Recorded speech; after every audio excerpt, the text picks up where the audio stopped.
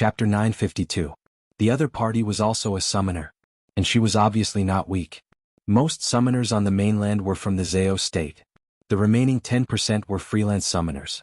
But even freelance summoners had to be certified by the Zhao state before they could become a real summoner. Before Bing Ling came to Zhou state, she had asked around and found out that there hadn't been a decent summoner in Zhou state for many years. He had also never heard that the regent Yi Baiming, one of the Wuji New 5 Jade Annulus, was a summoner. A thought flashed through his mind like a spark from a flint. Yunsheng of Zhou state, the consort of the regent of Great Zhou Yunsheng of the Yun family, was a summoner. But, hadn't Yunsheng been captured by the second summoner a long time ago? The Emperor Zhao in red had ordered the capture of Yunsheng. It was a secret, but Bing Ling and the second summoner were close. One day, the second summoner had proudly bragged that he had captured the consort of the Prince Regent of Zhou state and was awarded a great merit. Bing Ling only knew about Yunsheng's identity. With her status in the Zhao state, she didn't know that Yunsheng was the descendant of Celestial Fox. But if the person in front of her was the regent of Great Zhou Yunsheng, then who was the woman imprisoned in the Zhao state? Wait a minute, if she could capture the real Princess Regent's consort, then she would have made a great contribution. You're not Yi Baiming. You're the regent of Great Zhou Yunsheng. Yunsheng, weren't you imprisoned in the Zhao state? Why are you here? Just as Bing Ling blurted out, there was a wave of magic, and a pitch-black canine magical beast the size of a wolf jumped out of the magic array. Compared to the Hell Lizard, this newly summoned magical beast was undoubtedly much smaller than the pony-sized Hell Lizard. The Hell Lizard was arrogant, and its hard shell stood up. It spat out black smoke at Xiaohei, provoking it. Yunsheng had many magical beasts. This time the one fighting the Hell Lizard was the sacred beast Xiaohei. Xiaohei was the first magical beast that Yunsheng had a contract with. According to Bo Bo, it was the descendant of the Tengu family, which was a mythical beast. Even among the mythical beasts, it was considered to be above average. Little Black's eyes emitted a dark green light in the face of the Hell Lizard's provocation. Obviously Blackie was infuriated. Yunsheng stared at the Hell Lizard. A dark attribute magical beast was not to be underestimated. Xiaohei, hurry up. On the other side, a life and death battle was about to break out. On the other side, Bo Bo the sheep perched on Yunsheng's shoulder and shouted. Two magical beasts. And at the same time, how is this possible? Moreover, these two demonic beasts were clearly of extraordinary ranks. Bing Ling was dumbfounded. It was not that a summoner could not contract multiple magical beasts, but two sacred beasts were summoned at the same time. This was not a small matter. As they spoke, Xiaohei and the Hell Lizard moved. Bing Ling's expression changed when she saw the magical waves of a sacred beast shining on the magical beast's body. Swoosh swoosh. The Hell Lizard's mouth was like an arrow as it spat out black mist. Its powerful limbs stomped on the ground, causing the ground to crack. Xiaohei was like an arrogant general. Its posture was elegant, and its hair stood on end. It let out a whistle and swallowed the black fog in one gulp. Xiaohei did not care about the poisonous black smoke at all. Like a black hurricane, Little Hay pounced on him as soon as the whistling sound was heard. The Hell Lizard was sent flying. Almost at the same time, the Hell Lizard's long red barbed tongue wrapped tightly around Xiaohei's neck like a whip. A smile appeared on Bing Ling's face. The Hell Lizard's poisonous smoke was only used to confuse enemies or magical beasts. The Hell Lizard's most powerful ability was its tongue. Those lizard tongues were capable of piercing through all types of armor and battle chi shields. Clang. It was as if two extremely hard objects had collided. The Hell Lizard's eyes were filled with fear. Its invincible tongue could only leave a faint mark on Xiaohei's skin. It could not even scratch its skin, let alone seriously injure it. What a strong defense.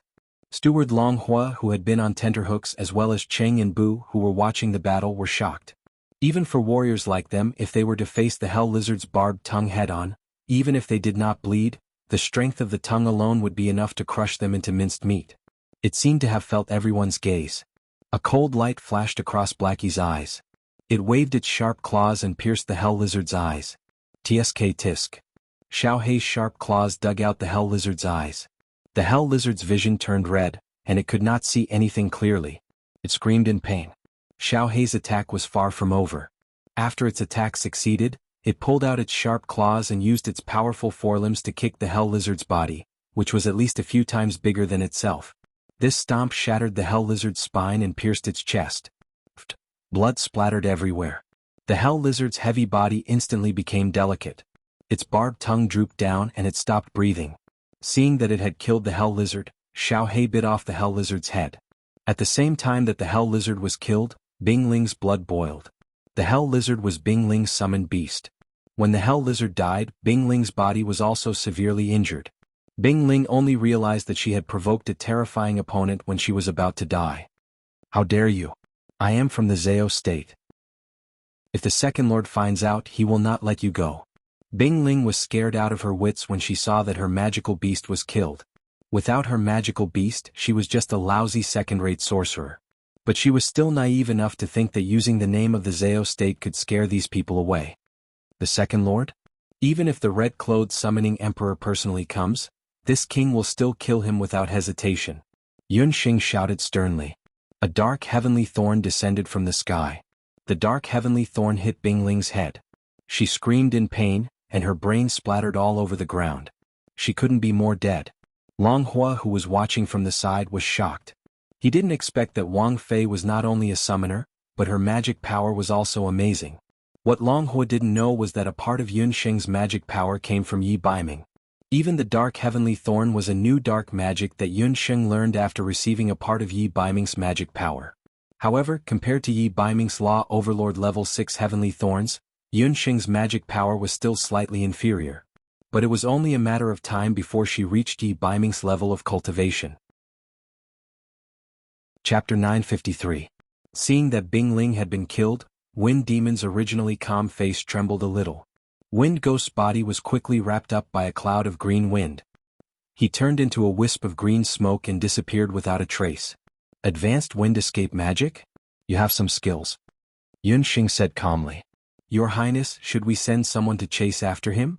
Long Hua had seen Wind Ghost's ability to escape. He was worried that after Wind Ghost escaped, the Zhao state's people would harm Yun Xing if what happened today spread out. No, Taheo Jin has already caught up with him.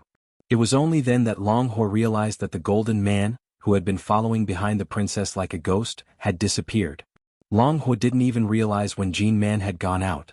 Yun Xing also recalled that Bing Ling had said that she should be locked up in the Zhao state. What was going on? Before Yun Xing could think about it, Taheo Jin came back with a head. Yun Xing was very satisfied. Tycoon Jin's skills had improved a little compared to before. Yun Xing didn't even do it herself. She killed a summoner and a sky mage in 15 minutes. All the Dark North guards, including Long Hua, were stunned. They didn't expect that the princess, who looked delicate, was as powerful as the prince. Your Highness, thank you for your help this time. Long Hua no longer hesitated and knelt down with the Dark North guards. Long Hua had thought that the prince wanted to marry Yun Xing partly because of her appearance and family background. But now it seemed that it was not so simple. His master had a good eye for people.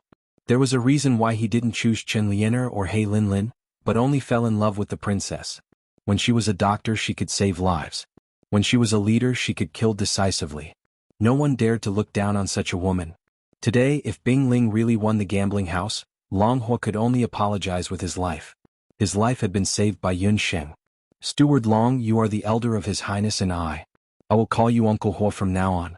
Baiming is not here, so in order to avoid being tainted, I have no choice but to appear as him. I hope you can forgive me. Yun Xing lifted the fire. Her words were sincere and she treated Long Hua as an elder. Long Hua was moved. However, Qing Bai and Bu Jiushao secretly admired Yun Xing. They originally thought that they would have to use some tricks to subdue Long Hua, but they did not expect that Yun Xing would be able to subdue Long Hua in just a few moves. With Long Hua's surrender, half of the Dark North guards had surrendered. The only one left was Long Feng. Hearing that Yun Xing was going to personally head to Jadefall Valley to persuade Long Feng, Long Hua was still a bit worried. Long Feng is different from me. Other than the prince, he only recognizes strength. I am not afraid that princess will laugh at me. I returned to Jade Capital because I was chased out of Jadefall Valley by Long Feng. Long Hua's face was red. Among the four Longs, although Long Hua was the oldest, Long Feng was still the strongest. Hence, Long Feng's words carried the most weight. The Dark North guards under Long Feng were also stronger. Long Feng himself was a devil martial artist. The devil martial artists in the Dark North guards were all trained by Long Feng. Since that is the case, I will follow his rules. Whoever's fist is bigger is the boss. Yun Xing was even more confident after hearing that. Under Long Hua's lead, Yun Xing arrived at Jadefall Valley a few days later. From Long Hua's mouth, Yun Xing knew that this place was previously the headquarters of Blood Hand Trench. She did not expect that the headquarters of Blood Hand Trench that was filled with ghastly qi had been modified by Yi Baiming to become such an excellent strategic location. Yun Xing and the others had just entered the valley. She heard many poison crossbows being shot out from the bushes. The arrows emitted a cold light, and one of them shot at Yun Xing's feet. "How dare you? This is the consort of the Prince Regent. Quickly put down your bow." Long Ho was furious. These people actually wanted to kill the princess. "You may recognize her as the princess, but my brothers and I did not. This woman is fickle. We still don't know if she is the one who murdered the prince." A hurricane drilled out from the ground. In the hurricane, a sturdy middle-aged man could be vaguely seen. Long Feng was a man in his 40s. He had thick eyebrows and a pair of sharp eyes. Different from the thin and weak appearance of other magicians, Long Feng was a dual cultivator of magic and martial arts. On his body was a devil sword that was embedded with a devil beast soul stone. It could be used as a magic scepter and weapon at the same time. The moment Long Feng appeared, Yun Xing felt a strong sense of hostility. Unlike Long Hua's kindness to Yun Xing, Long Feng hated Yun Xing. He thought that if the Prince Regent did not insist on marrying Yun Xing, he would not have ended up like this. Long Feng's dislike of Yun Xing was also related to He Linlin. Previously, when He Linlin was in Zhou State, she deliberately tried to curry favor with some of Yi Baiming's capable subordinates. Long Hua did not like He Linlin's arrogance, but Long Feng was different. He had fought with He Linlin and Long Feng was defeated by He Linlin. In his life, Long Feng had only been defeated by two people. One was Yi Baiming and the other was He Linlin. In his opinion, the strong deserved the strong. Their prince should marry a woman like He Linlin. However, the prince chose Yun Sheng.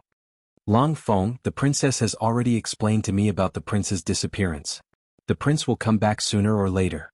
Long Hua was even more furious when he saw Long Feng insulting Yun Sheng. "Come back.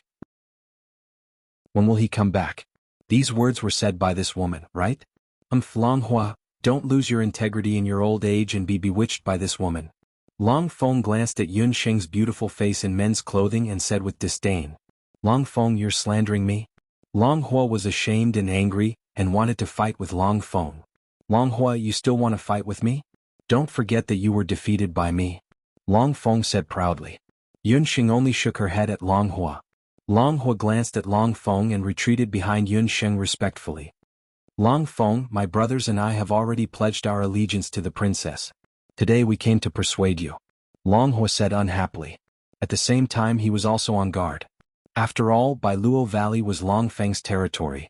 Today the princess had only brought Long Hua with her. He was afraid that Long Feng would have some bad thoughts and plot against the princess. When Long Feng heard this, he was inwardly shocked.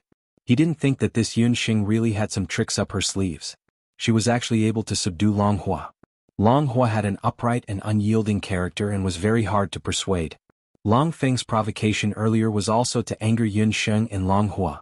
Thinking of this, Yun Xing didn't fall for it and instead persuaded Long Hua. This woman wasn't rash and impulsive. She was quite shrewd. "Long Feng, I heard that your strength isn't bad. Why don't we have a match? The winner will hand over the control of the Dark North Guards." Yun Sheng was quite direct and directly stated the purpose of this trip. Chapter 954. "Ha! This woman's brain couldn't have been kicked by a mule, right? You dare to challenge Lord Long Feng. You're courting death." Long Feng burst into laughter. Not only Long Feng, but the Dark North Guards behind him were also laughing so hard that tears were about to come out. This woman actually said that she wanted to compete with Lord Long Feng. "I'll give you a chance on behalf of His Highness. It's not too late to take back your words. Don't think that just because you're a saint-level mage king, you'll be able to win. I've once killed a saint-level mage king. Not to mention you, even if His Highness personally came, he might not be able to defeat me," Long Feng coldly said. Yun Sheng couldn't help but look sideways. She didn't reveal her magic scepter, nor did she release any magic.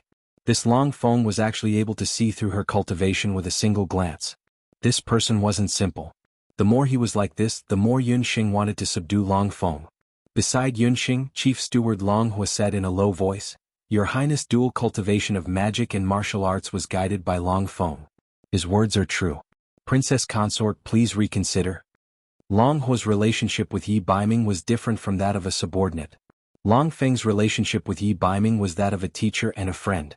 His relationship with Yi Baiming was even somewhat similar to that of a teacher and a disciple. Long Feng's talent was extraordinary, and he was a rare dual cultivator of magic and martial arts on the continent.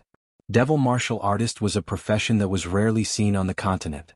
On the continent, the ratio of martial artists to normal people was at most 3 or 4 out of 10. The ratio of magicians was even lower, having 1 or 2 out of 10 was already very good. Those who both knew magic and could cultivate doqi were even rarer, having 3 or 4 out of 100 people was already not bad. But even if 3 or 4 out of 100 people were chosen, they might not all become magic warriors. Because regardless of whether it was magic or doqi cultivation, it wasn't something that could be accomplished overnight. Magic warriors needed to be able to learn magic and also cultivate doqi. Unless they had shocking talent, they would only be able to achieve half the result with twice the effort. Therefore, the majority of magic warriors would only choose either magic or doqi when they realized the difficulty of it. There were even people who said that no matter how strong a devil warrior was, he would never be able to reach the level of a top-notch magician or warrior. It was impossible for him to become a great person. Therefore, only 1 out of 100 people could become a devil warrior in the end. As for Long Feng, as well as the 1,000 Dark North guards left behind in Jadefall Valley, they were all devil martial artists. Long Feng himself was an anomaly. After so many years of painstaking practice in magic and battle techniques, he had indeed discovered a special training method for himself. After he had learned it, he had been looking for a disciple, but he could not find a suitable one. That was until he met Yi Baiming. He realized that the Dark North King was a genius in both magic and martial arts. He could achieve twice the results with half the effort when cultivating. Long Feng originally had high hopes for Yi Baiming. However, Yi Baiming had gone missing. Therefore, Long Feng had always believed that Yun Sheng was the main culprit behind Yi Baiming's disappearance. Long Hu did not give up and still wanted to persuade Yun Sheng. "Princess, you know this and still want to compete? Long Feng's strength is really very strong. The 10 devil martial artists that the prince gave you earlier were all trained by Long Feng." Long Hu didn't know that his words didn't waver Yun Sheng's thoughts. On the contrary, it intensified her thoughts of taking Long Feng in for her own use. Since Yun Sheng had promised Empress Dowager Wenren that she would replace Yi Baiming as the Prince Regent of Zhou State before he returned, she needed more talents. Although Yun Sheng now had the help of Qing Bai Bu Jiuxiao and grandfather Yun Ba, she still needed people like Long Hua and Long Feng. Especially Long Feng. Whether it was governing the Dark North Guards or training devil warriors, he was a first-class expert. Yun Sheng had seen the strength of devil warriors. If Long Feng could train devil warriors on a large scale, then in the future the strength of Zhou State soldiers would rise to another level. At that time, even if she was not in Zhou State, the country of Zhou State would be as strong as an iron bucket. Of course we have to compete. Long Feng, you are a dual cultivator of devil warriors and I am a dual cultivator of devil summoner. The two of us can be considered evenly matched. Yun Sheng was not the least bit timid. Summoner? What a good princess. This is considered evenly matched? Long Feng raised his eyebrows and did not immediately agree. Instead he snorted coldly. Only then did he know that this princess was actually a summoner. A summoner was different from a magician. The strength of her devil beast could be high or low. It was equivalent to two people fighting. If the devil beast's strength was high, then that devil beast could resist 10,000 soldiers. However, this princess was obviously very stupid. If she did not reveal that she was a summoner, then during the competition she might have had a chance of winning by catching Long Feng off guard. However, she revealed that she was a summoner, and Long Feng was not even willing to compete with her. If Lord Long Feng thinks that I am bullying you with numbers, then I can only use one devil beast. In exchange for my use of the devil beast, Lord Long Feng can choose a Dark North Guard. 2 against 2, it will be fair. After saying that, Yun Sheng began to chant. A giant ant the size of a puppy appeared in the summoning array. The ant's eyes were fierce, and its whole body was shining with white animal patterns. In front of its body was a pair of claws as sharp as sickles. Below its body, there were close to 100 densely packed ant legs. It looked like a 100-legged centipede. Jijia. The 100-legged ant waved its sickle-like claws at Long Feng. Seeing that Yun Sheng had only summoned a mere ant beast, Long Feng was secretly delighted. Although he was not a summoner, he had always thought that the strength of a devil beast was directly related to its size. Although this ant beast was much larger than an ordinary ant, it was still the weakest ant. What was there to be afraid of an ant? Moreover, Long Feng also knew that there were no powerful summoners in Zhou State. Even if Yun Sheng was a summoner, she was only a third-rate summoner. Lord Longfeng, teach this woman a lesson. Summoners are so amazing. Even a broken ant dares to come out. Don't you feel cold? Let her know the power of us devil beast warriors. Around them, the voices cheering for Longfeng were louder and louder. Other than Longhua, no one present thought that Yun Sheng could win against Lord Longfeng by relying on an ant beast. Thinking of this, Longfeng's heart calmed down. Song and come out. Longfeng immediately chose a strong dark north guard. Longhua was shocked as he watched from the side. He wanted to speak several times, but he was blinded by the faint smile on Yun Sheng's face. Oh my, Longhua muttered in his heart. The moment the princess consort smiled, he had the illusion that he saw the prince's shadow. Every time His Highness did something shocking, he would have a similar smile on his face. At the end of the year, work was busy and her condition was slightly poor. The dark circles under her eyes were proof. However, De Fuzi still had 4 chapters to guarantee that she would update every day. Why did she update 2 chapters every day? Those who wronged her were all exiled. In the future, after 9 p.m., you can come and see all the updates for that day. Chapter 955. Inside Jadefall Valley, 1 person and 1 ant, Longfeng and a dark north guard. Like 2 arrows piercing through the air, Longfeng and that dark north guard suddenly pounced on them. Both of them did not choose to use magic, instead intending to engage in close combat and end this duel as soon as possible. They all took it for granted that Yun Sheng was a magician and that she would need some time to recite the spell. But when the 2 leaped up, the centipede ant general spat out 2 streams of venom. The venom smelled fishy and rotted flesh. Just as it touched the dark north guard's leg, he felt a sharp pain. It's poisonous. Longfeng reacted quickly, grabbing that dark north guard. His body was suffused with a faint wind element, as if he had grown wind wings, nimbly dodging Venom's attack. Damn beast.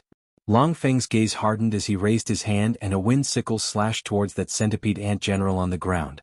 A vast expanse of white, magical mist that blotted out the sky and covered the earth came from all directions, as if a sandstorm had suddenly arisen. The figures of the 3 people and 1 beast were quickly obscured by this menacing mist. Under such a thick magic mist, no matter how good one's vision was, one could only vaguely see a blurry figure. Rather than engaging in close combat, it was difficult to even find someone. The mist continued to thicken, as if there was only a white mist left between heaven and earth. Longfeng was astonished. He did not expect that Yun Sheng would be able to release such a large-scale magic mist in such a short time. Did she think that this kind of mist would be able to trap them? At the same time as he attacked, Longfeng, who had already finished chanting, laughed disdainfully. Magic warriors could chant and continue using their fighting aura at the same time. Emerald green wind element first gathered around Longfeng. The power of the wind dispersed the thick mist slightly, and their vision also widened. As the wind element increased, they continuously took shape and intertwined, forming wind sickles that were like crescent moons. Go wind sickle prison. The wind sickles were like wild beasts that had smelled blood, pouncing towards a blurry figure in the mist. Wind sickle prison.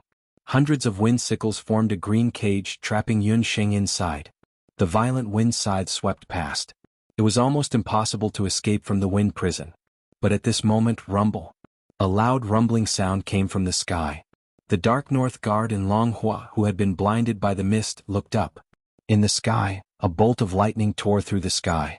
Twisted and scorching lightning bolts shot down. The violent lightning bolts pierced the wind prison.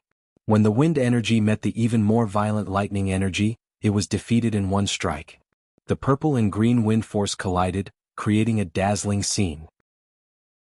In the end, the purple lightning force gained the absolute upper hand. Longfeng's face turned green and red. However, an even more shocking scene was yet to come. Buzz buzz. There was a strange sound as if a hornet's nest had been poked. Longfeng only saw a blur in front of his eyes.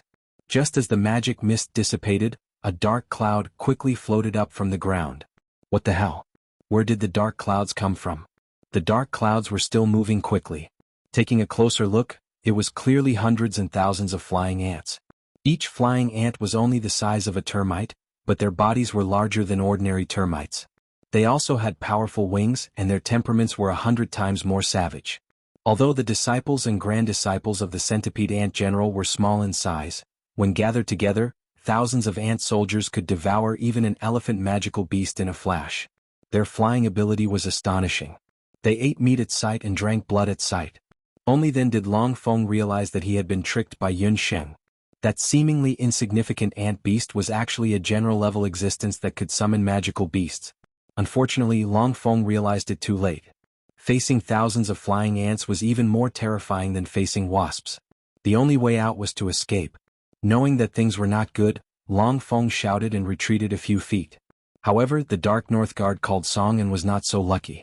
The venom of the centipede ant general was extremely poisonous. The Dark North Guard cried out miserably, but how could he, who had already been poisoned, be a match for the flying ants? That cloud of flying ants was very fast. Thousands of flying ants pounced, and in the blink of an eye, that Dark North Guard was completely surrounded. That Dark North Guard cried out miserably and rolled on the ground. He kept rolling on the ground but had no strength to resist. At first, Song An was still able to struggle, but soon there was no movement on the ground. All that was left on the ground was a pale white skeleton that had been gnawed clean by the flying ants. Even the internal organs had been eaten clean by the flying ants. "I'm going to kill you all." Long Feng roared after seeing the miserable state of his subordinates. Wind blades fill the sky. A high-level spell, wind blades fill the sky. Countless wind sickles and wind blades were like a blizzard, tearing the flying ants to pieces. But just as Long Feng thought that everything was about to end, the terrifying magic undulations shook his soul. He had just focused all his attention on the centipede ant general, that summoner. A figure streaked across the sky like a bolt of lightning. Profound lightning vortex. Yun Sheng's black eyes were only filled with killing intent and coldness. With the help of the demonic steps, her movements were unbelievably fast. Her speed was very fast, and it was as if she had arrived in front of Long Feng in an instant. At that moment, Long Feng only felt that the wind around him had stopped. The terrifying magic vortex brushed past Long Feng's body. Although it didn't hit directly. But the terrifying power of the magic vortex still sent Long Feng flying. He only felt that he was a meteorite falling downwards. Only when he fell to the ground did Long Feng manage to flip himself over and stand up.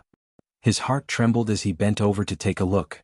A large piece of flesh had been torn from his chest and abdomen, and it was dripping with blood. "I've lost." Long Feng lowered his head dejectedly. Just now, if Yun Sheng's magic vortex had been even an inch closer, his body would have been directly pierced through by the profound lightning vortex. Who would have thought that he, Long Feng, who had always been proud of his dual cultivation of magic and martial arts, would be so vulnerable in front of Yun Sheng, who was a dual cultivator of magic and summoner? The Dark North Guards were all watching the battle just now. They didn't think that second manager Long Feng would actually lose. No one dared to make a sound. The battle just now had already made these Dark North Guards fearful. No one dared to underestimate the princess anymore. Long Feng, the princess, is not an ordinary person. Her summoning and magic are equally outstanding. The prince's foresight is much better than us two old bones. Long Huo walked forward and patted his old friend's shoulder. He could tell that Long Feng was still somewhat concerned about the outcome of this competition. "Ah, big brother, I was wrong in the past. This time the princess has spared my life. Since Long Feng's life is saved, I will definitely serve the princess in the future." "No, the prince." Long Feng was smarter than Long Hua. When he saw Yun Sheng's attire, he knew what Yun Sheng was planning. The Dark North Guards were reunited. Chapter 956. With the help of Long Feng and Long Hua, Yun Sheng officially became the new leader of the Dark North Guards as the Prince Regent. They started to plan how to attack Grand Emperor City. The people in Grand Emperor City still had no idea that a surprise attack was about to happen. In the Yuan residence, the Yuan family's eldest daughter, Yuan Shanshan, walked in angrily. "This is too infuriating. What does the city lord mean by this? He handed the defense of the city to an outsider and even chased our Yuan family out. He's clearly trying to exclude us and my brother." She wanted to go out of the city to handle some matters but was told by the city guards that she could not leave the city without the second prince's permission. The conflict between the Xian and Yuan families intensified over the years. After Yuan Bupo came out of seclusion, his strength increased greatly and he comprehended the 7th chapter of Grand Emperor City. Although the city lord Xian Cidian praised him on the surface, his grudge against the Yuan family deepened. After the young city lord Xian Wuji died, the elders in the city hoped that Yuan Bupo could become the young city lord so that he could inherit the throne of Grand Emperor City. The city lord Xian Cidian initially agreed to the elders' request. However, Xian Cidian did not want the power of the city lord to fall to someone else. He wanted to play matchmaker for Xian Mimi and Yuan Bupo so that their child could inherit the position of city lord. Yuan Bupo already had someone in his heart. Naturally, he would not agree to it. He rejected it openly and secretly several times. However, Xian Mimi continued to pester him. Yuan Bupo became impatient and swore in front of the elders that he would not marry Xian Mimi even if there were no other women in Grand Emperor City. After Xian Mimi was humiliated, her love turned into hatred. Coincidentally, the second prince of Tang Yuan, Li Xiao, came to visit the city lord of Grand Emperor City in the name of cooperation. The city lord of Grand Emperor City hosted a banquet for Li Xiao. When Li Xiao saw Xian Mimi's appearance after her treatment, he had an idea. Li Xiao had been unlucky for the past few years. His power had plummeted because of Yun Sheng and Yi Baiming's interference. Especially after the trip of the divine artifact, Li Xiao was unanimously condemned by the major forces of the other countries. Because of Li Xiao's despicable actions, Li Xiao was expelled from the camp, and Tang Yuan's yearly quota to enter the magic elite camp was cancelled. Not only did Li Xiao not find the divine artifact, but he also lost the face of the Tang Yuan royal family. Crown Prince Li Cheng took the opportunity to accuse Li Xiao in the imperial court. He revealed how Li Xiao had condoned his subordinates to do evil in various places and how he had secretly set up a personal mage army. Only then did Emperor Tang Yuan realize that Li Xiao had done so many evil deeds in secret.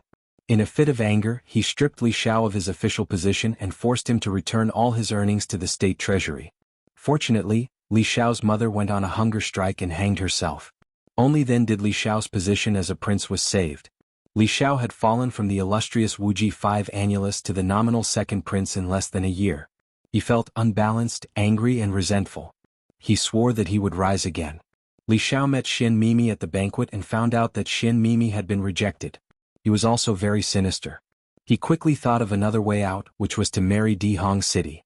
The last time Xian Mimi went to the Immortal Keeper Nation to ask for the Water of Life, she had exchanged glances with Li Xiao. They had some feelings for each other. Coincidentally, Xian Mimi was depressed because of Yuan Bupo's matter. Li Xiao took advantage of the time when he was in Dihong City. He gave her gifts and went out together. The two of them were like firewood and soon they had sex. When Dihong City's mayor found out, it was already too late. Xian Mimi was already pregnant with Li Xiao's flesh and blood. Dihong City's mayor had no choice but to agree to Li Xiao's marriage proposal and betroth Xian Mimi to him. The two of them had just set the marriage contract a while ago. The two of them, one was petty and narrow-minded while the other was jealous. When they got together they were a match made in heaven. However, it was also because of this that Li Xiao and Dihong City's mayor formed an alliance. Dihong City's mayor was also a sly old fox. When he left Dihong City for Zhou State, he still had a trick up his sleeve. He was worried that the city's defense would be weak, and other forces would take advantage of the situation to invade. Therefore, he specially invited his son-in-law, the second prince, Li Xiao, to lead a group of magicians to help defend Dihong City. After Li Xiao entered the city, he thought that Dihong City would definitely be under his control in the future, relying on the fact that he was Tang Yuan's second prince and Xian Mimi's future husband. Not only did he start to wantonly exclude the people of the Yuan family, but he also set up a curfew and a ban on leaving the city. He said that it was to strengthen the defense and prevent the invasion of foreign enemies. Elder sister, endure as much as you can. I'm just worried about you. I'm afraid that the mayor is going to do harm to the Yun residents this time, said Yuan Bupo. Dihong City's mayor was secretive. However, the Yuan family more or less knew about his ambitions. With Zhou State in turmoil, Yuan Xiaohua and her husband Yun Songlong would encounter the mayor sooner or later. The mayor's strength was not to be underestimated. Even Yun Ba might not be a match for Dihong City's mayor if he encountered him. Ever since Yuan Bupo was expelled by the Divine Wind during the battle at the Immortal Abode, he had changed his usual temperament and focused on cultivating in Dihong City. He originally wanted to go and confess to Yun Sheng when he came out of seclusion. Who would have thought that he would learn that Yun Sheng was already married to the regent of Great Zhou? After learning the news, Yuan Bupo was disheartened. However, just as Yuan Bupo was feeling dispirited, he received a piece of news from his elder sister, Yuan Xiaohua. The regent of Great Zhou suddenly disappeared on the night of his wedding. The news had been sealed, so the outside world did not know what was going on. However, it was true that Yi Baiming's whereabouts were unknown. Yuan Bupo had always liked Yun Sheng, but Yun Sheng's heart already belonged to someone else, so there was nothing he could do. Yuan Xiaohua even encouraged her younger brother, saying that as long as the Prince Regent did not return, her younger brother might still have a chance. After Yuan Bupo heard the news, he originally wanted to find Yun Xing as soon as possible and confess his feelings to her. From Yuan Bupo's point of view, Yi Baiming's sudden disappearance would definitely make Yun Xing very sad. To him it was an opportunity. However, before he could set out to find Yun Xing, the situation in Dihong City became tense. Li Xiao's men had already started to ostracize the Yuan family without restraint. Dihong City was currently facing internal and external troubles, and the mayor had been ostracizing them multiple times. If this continued, the Yuan family would be threatened sooner or later. But we have no way of contacting your elder sister now. The Yuan family members were also very worried. I've already sent the Icefire Luan to inform her. I believe she should have received the news soon. Once brother-in-law arrives, we'll take action immediately. Yuan Bupo muttered. Yuan Bupo's character was hot-blooded to begin with. Although he had calmed down due to his cultivation over the years, although he had cultivated in cultivation, he would never allow someone like Li Xiao to behave atrociously over him. It was time to get rid of Li Xiao and the Xian family. Chapter 957. However, what surprised Yuan Bupo and his family was that they did not receive news from his brother-in-law Yun Songlong. Instead, they received a messenger, sent by Yun Xing. However, the messenger's appearance were a little strange.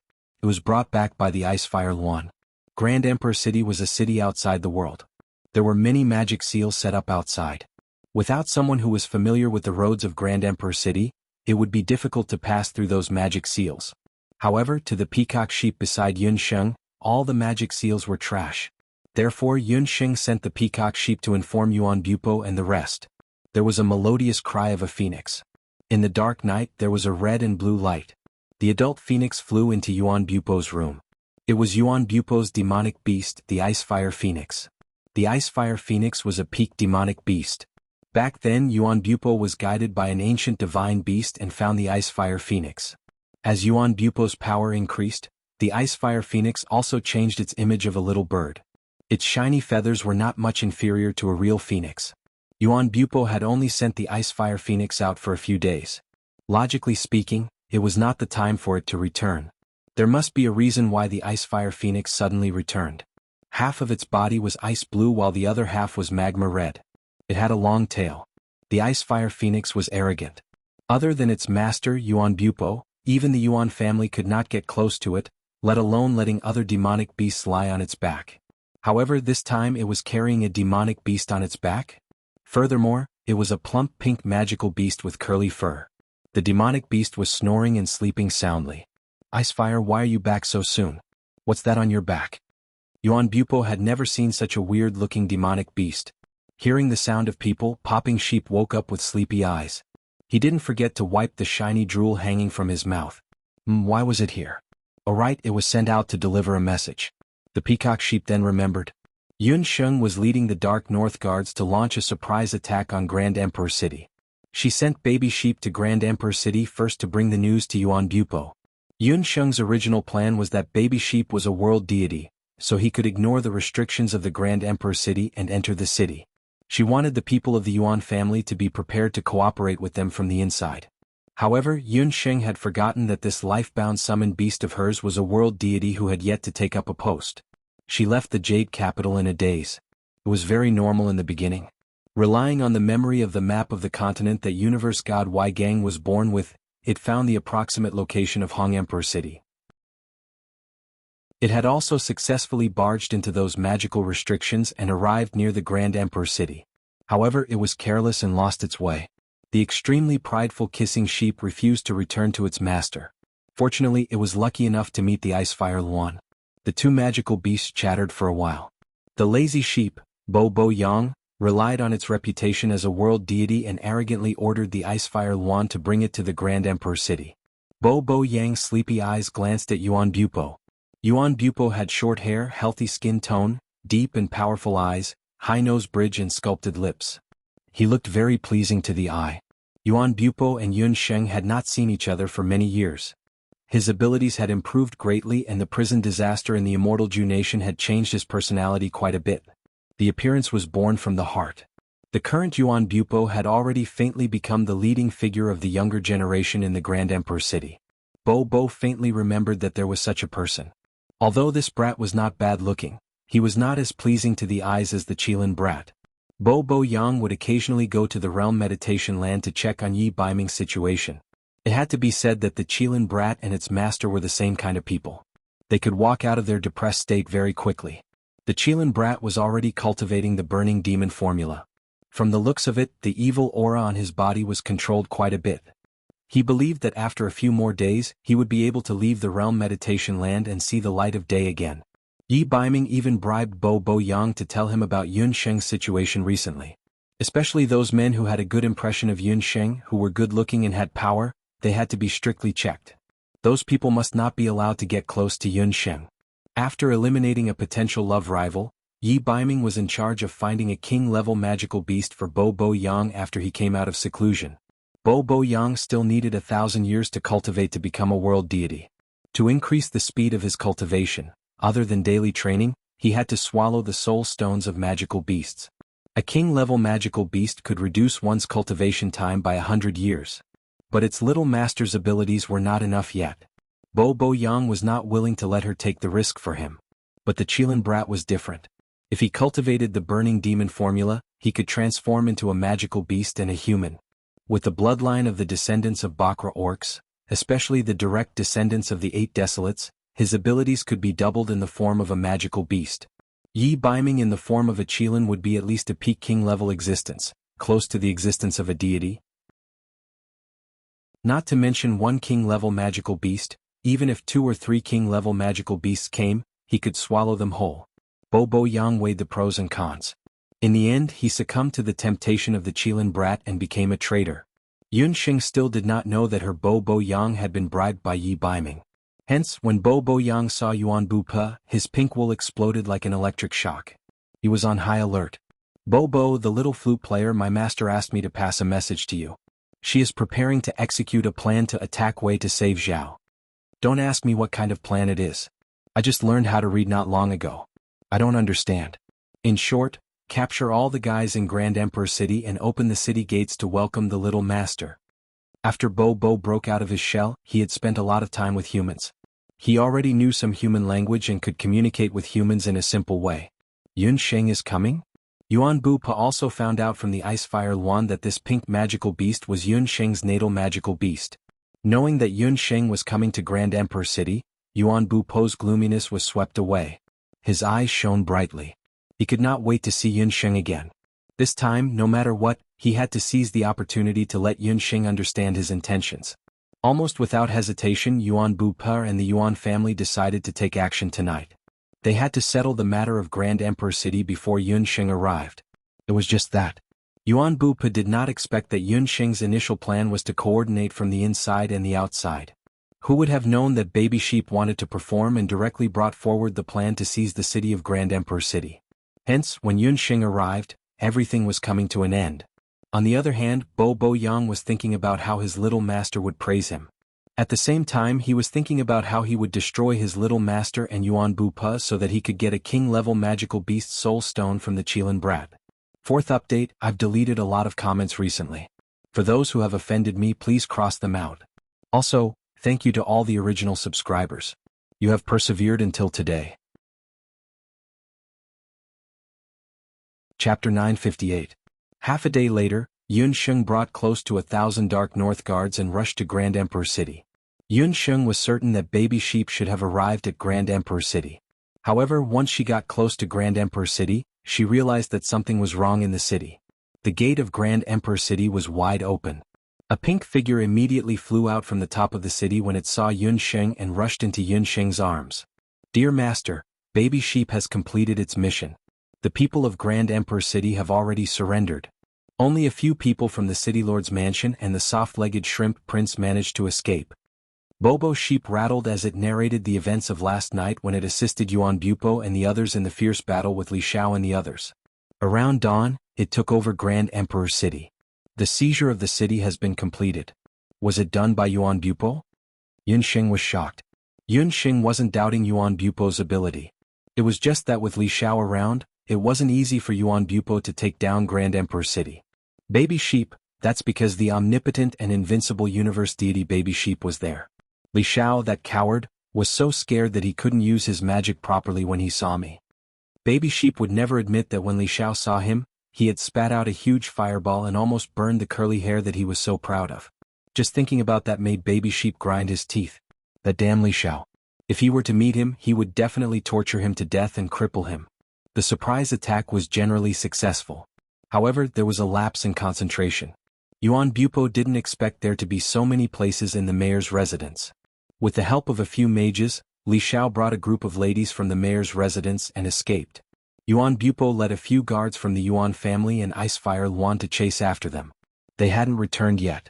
Long Feng, follow me to chase after the people from the Shen family. The rest of the Dark North Guards will enter Grand Emperor City and deploy them carefully. Yun Xing understood that in order to lure the mayor of Grand Emperor City back, they had to capture the people from the mayor's residence, especially young Mistress Qing and Shen Mimi. Otherwise, there was no point in seizing the Grand Emperor City. Yun Xing immediately summoned Xiaohe. Along with Popping Sheep and Long Feng, they followed the aura left behind by Yuan Bupo and the others. In a vast field 5 kilometers away from Grand Emperor City, Li Xiao and a few ladies from the city lord's mansion broke through the encirclement under the cover of a group of mages. Tisk, has that brat Yuan Bupo gone mad? He's been chasing after us the entire time. Hasn't he already conquered the Grand Emperor City? Could it be that he's planning to kill us all?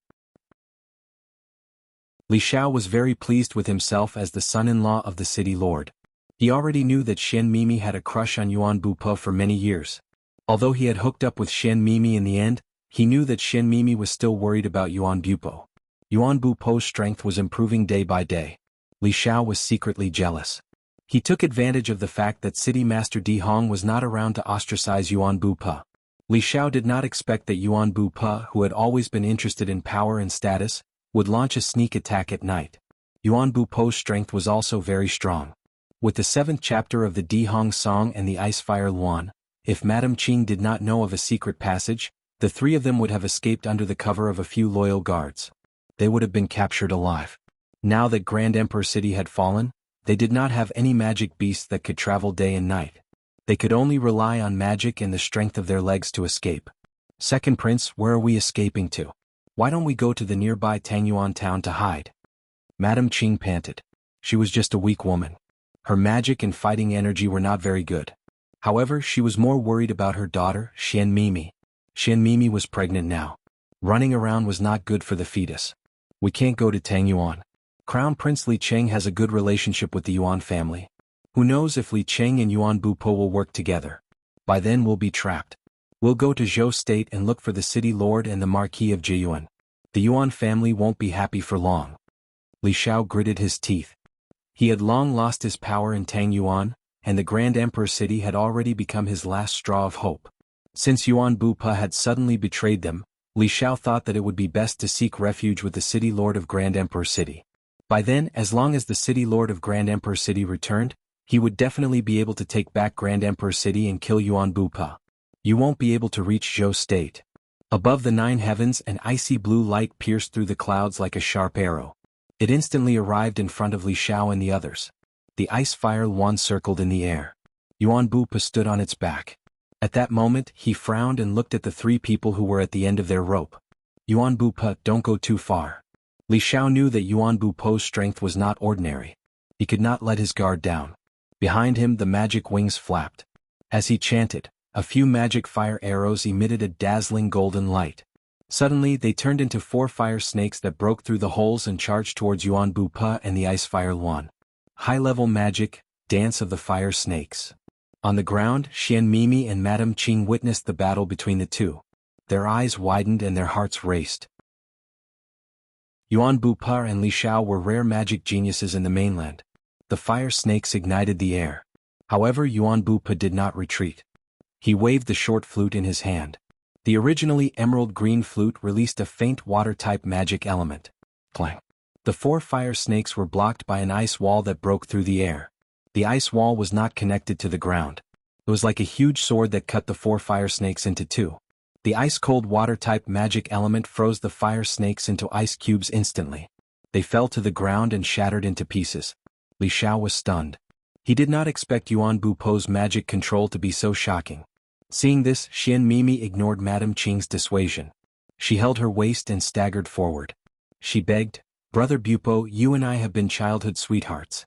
Can't you just let us live? You already have the Grand Emperor city. Please let Li Xiao go for the sake of the child in my stomach. The child can't be born without a father." As Xian Mimi spoke, hot tears rolled down her cheeks. She knelt down and begged Yuan Bupa. The Xian family was deeply rooted in the Grand Emperor city. If they were killed, there would be a bloodbath when the governor returned. Yuan Bupa hesitated. Just as Yuan Bupa was hesitating, Xian Mimi and Li Xiao looked at each other. Their eyes were filled with venom. As the saying went, a woman's heart is the most vicious. It was referring to people like Xian Mimi. She had loved Yuan Bupa before. However, after Yuan Bupa treated her good intentions as nothing for Yun Sheng's sake, Xian Mimi hated Yuan Bupa to the core. She begged softly and gave Li Xiao a look that signaled that she was ready. Li Xiao smiled sinisterly. Other than magic, Li Xiao was best at using underhanded means. He knew that he could not kill Yuan Bupo with magic. Therefore he secretly took out a magic tool from his pocket. "Please give me a ticket for next month. Thank you." Chapter 959. The dermic weapon that Li Xiao had hidden with him was black like an iron ball. If one did not look closely, one would think that it was just an ordinary metal ball. However, if one looked closely, there were many evil words carved on the surface of the metal ball. There was a large amount of violent dark magic power in the ball. This item was called the Heart of Darkness. Li Xiao had spent a lot of money to get it from an auction. The Heart of Darkness was a terrifying dermic weapon from another realm. It had sealed the dark magic power of a powerful dark ghost prison's king. If the seal on the dermic weapon was removed, it would explode and its power would be like a bomb in modern times. If one was hit by the Heart of Darkness, even a martial emperor with a strong body would be blown to pieces. While Yuan Bupo was still hesitating, Li Xiao removed the seal on the dark dermic weapon. He tossed it with his right hand. The dark dermic weapon flew toward Yuan Bupo in an eerie black arc. Yuan Bupo did not realize that he was facing an unprecedented threat of death. As a demonic beast, the Icefire Luan was the first to sense that something was wrong. When he sensed the terrifying dark force, he was shocked. The Icefire Luan was uneasy. It let out a high-pitched screech. Yuan Bupo realized that something was wrong with the Icefire Luan. He turned around immediately. The dark dermic weapon that was shining with the light of death pounced toward him like a hungry beast with its mouth wide open. It was too late for Yuan Bupo to dodge or use the teleportation spell. "You're still stubborn. Die, you despicable thing." There was a hint of anger in his voice as he shouted. An arrow that was shining with 5 colors shot out from behind Yuan Bupo. The arrow was fierce. It brushed past Yuan Bupo's body and went straight for the dark dermic weapon. The weapon was hit by the arrow. It changed its direction and flew toward Li Xiao. Li Xiao tossed the dermic weapon and waited for Yuan Bupo to be torn apart by the dark dermic weapon. However, he heard a voice that sounded like a nightmare. Why was she here? The main culprit who had obstructed his plans time and time again, causing him to fall into such dire straits that he could not return to his country. Great Zhou's Yin Sheng. Boom. The dark dermic weapon exploded. On the empty plain, a small black mushroom cloud suddenly rose. It was like a small hydrogen bomb that exploded instantly. Tang Yuan's second prince, Li Xiao, was killed by his dark dermic weapon. After witnessing all of this, Xian Mimi, who had harmed others, blacked out and fainted. Madame Qing cried out miserably. She hugged her daughter and cried bitterly. The arrow that saved Yuan Bupo's life and hit the dark magic tool was Yun Sheng's Rui arrow. Yun Sheng put down the bow in her hand. Li Xiao only had himself to blame. Just now Yuan Bupo was almost killed. Luckily Yun Sheng and Long Feng arrived in time. Yuan Bupo was shocked. When he saw the Heart of Darkness explode, he realized that he had almost fallen into Xian Mimi and Li Xiao's trap. Yuan Bupo was shocked as he looked at Li Xiao, who was blown up to the point where his limbs were nowhere to be found. However, he felt embarrassed at the same time. He wanted to seize the opportunity to show off in front of Yun Sheng. However, he did not expect that Yun Sheng would have to do it in the end. How many times had he been saved by Yun Sheng? Yuan Bupo was frustrated. He was embarrassed to see Yun Sheng. However, he missed her so much that he could not help but turn around. Clouds were lingering in the sky. After chasing for an entire night, the sun had risen. Under the sunset glow, Yuan Bupo stood alone in the air. Behind her was the ever-changing starry sky under the afterglow of the Big Dipper. A man, in a black shirt, was not far away. She had a beautiful face and her long black hair was casually tied up, revealing her jade-like forehead. The corners of her mouth were slightly raised and she had a friendly smile. As the morning breeze blew, Yuan Bupo felt that the sky and earth had disappeared from his eyes. Although she was dressed as a man, Yuan Bupo recognized Yun Sheng at first glance. He could still remember that Yun Sheng was dressed as a man when they first met. However, she was much more eye-catching than before. Yun Sheng was sizing up Yuan Bupo after she succeeded with her arrow. After so many years, Yuan Bupo no longer looked like a young boy. He had grown into a great man. He was holding a short flute in his hand. His eyes were shining with excitement. Yuan Bupo, you're still the same. Next time, remember that a pitiful person must have a detestable side. Yun Sheng and Yuan Bupo could be considered as companions who had been through life and death together. Although this fella's size and strength had improved a lot, he was still as innocent as ever. Yun Sheng, was she concerned about him? Yuan Bupo came down from the back of the Icefire Luan.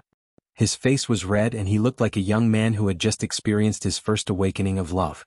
He walked in front of Yun Sheng and said, Yun Sheng, you're still the same.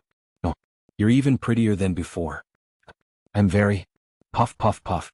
Men and women shouldn't touch each other. Male animals are not allowed to come within 3 meters of the little master. Puff Sheep was as fast as a god. Suddenly he stood between Yun Sheng and Yuan Bupo. Yun Sheng was speechless. Yo, she's only gone out on a trip, and her skills in kissing sheep have improved.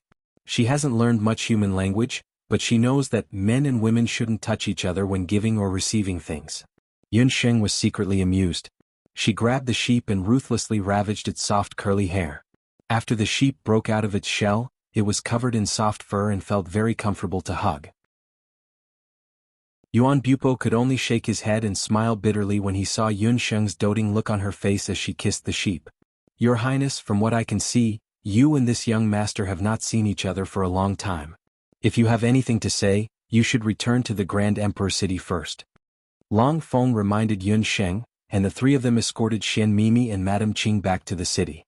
After returning to the city, Yun Sheng asked Yuan Bupo about the situation in the Grand Emperor city. Yun Sheng's purpose of seizing the Grand Emperor city was not to covet anything in the city. Therefore, she ordered the Dark North Guards not to disturb the people and only settled down in the city. Yuan Bupo also knew that Yun Sheng did not have any ill intentions. That was why he was relieved to hand over the control of the Grand Emperor city to her. Everything in the city is very peaceful.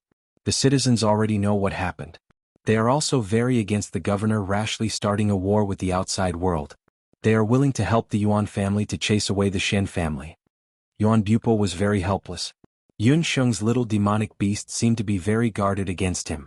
Whenever he got close to Yun Sheng, it would stare at him angrily. However, there is one thing that might be a little tricky. On the night of the riot in the Grand Emperor city, the governor's wife secretly escaped through the secret passage in the city. Yuan Bupo's face was filled with worry. Chapter 960. A crafty rabbit has 3 burrows.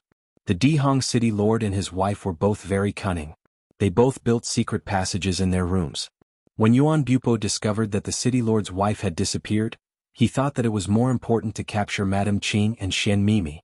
Thus he chose to chase after Xian Mimi and the others.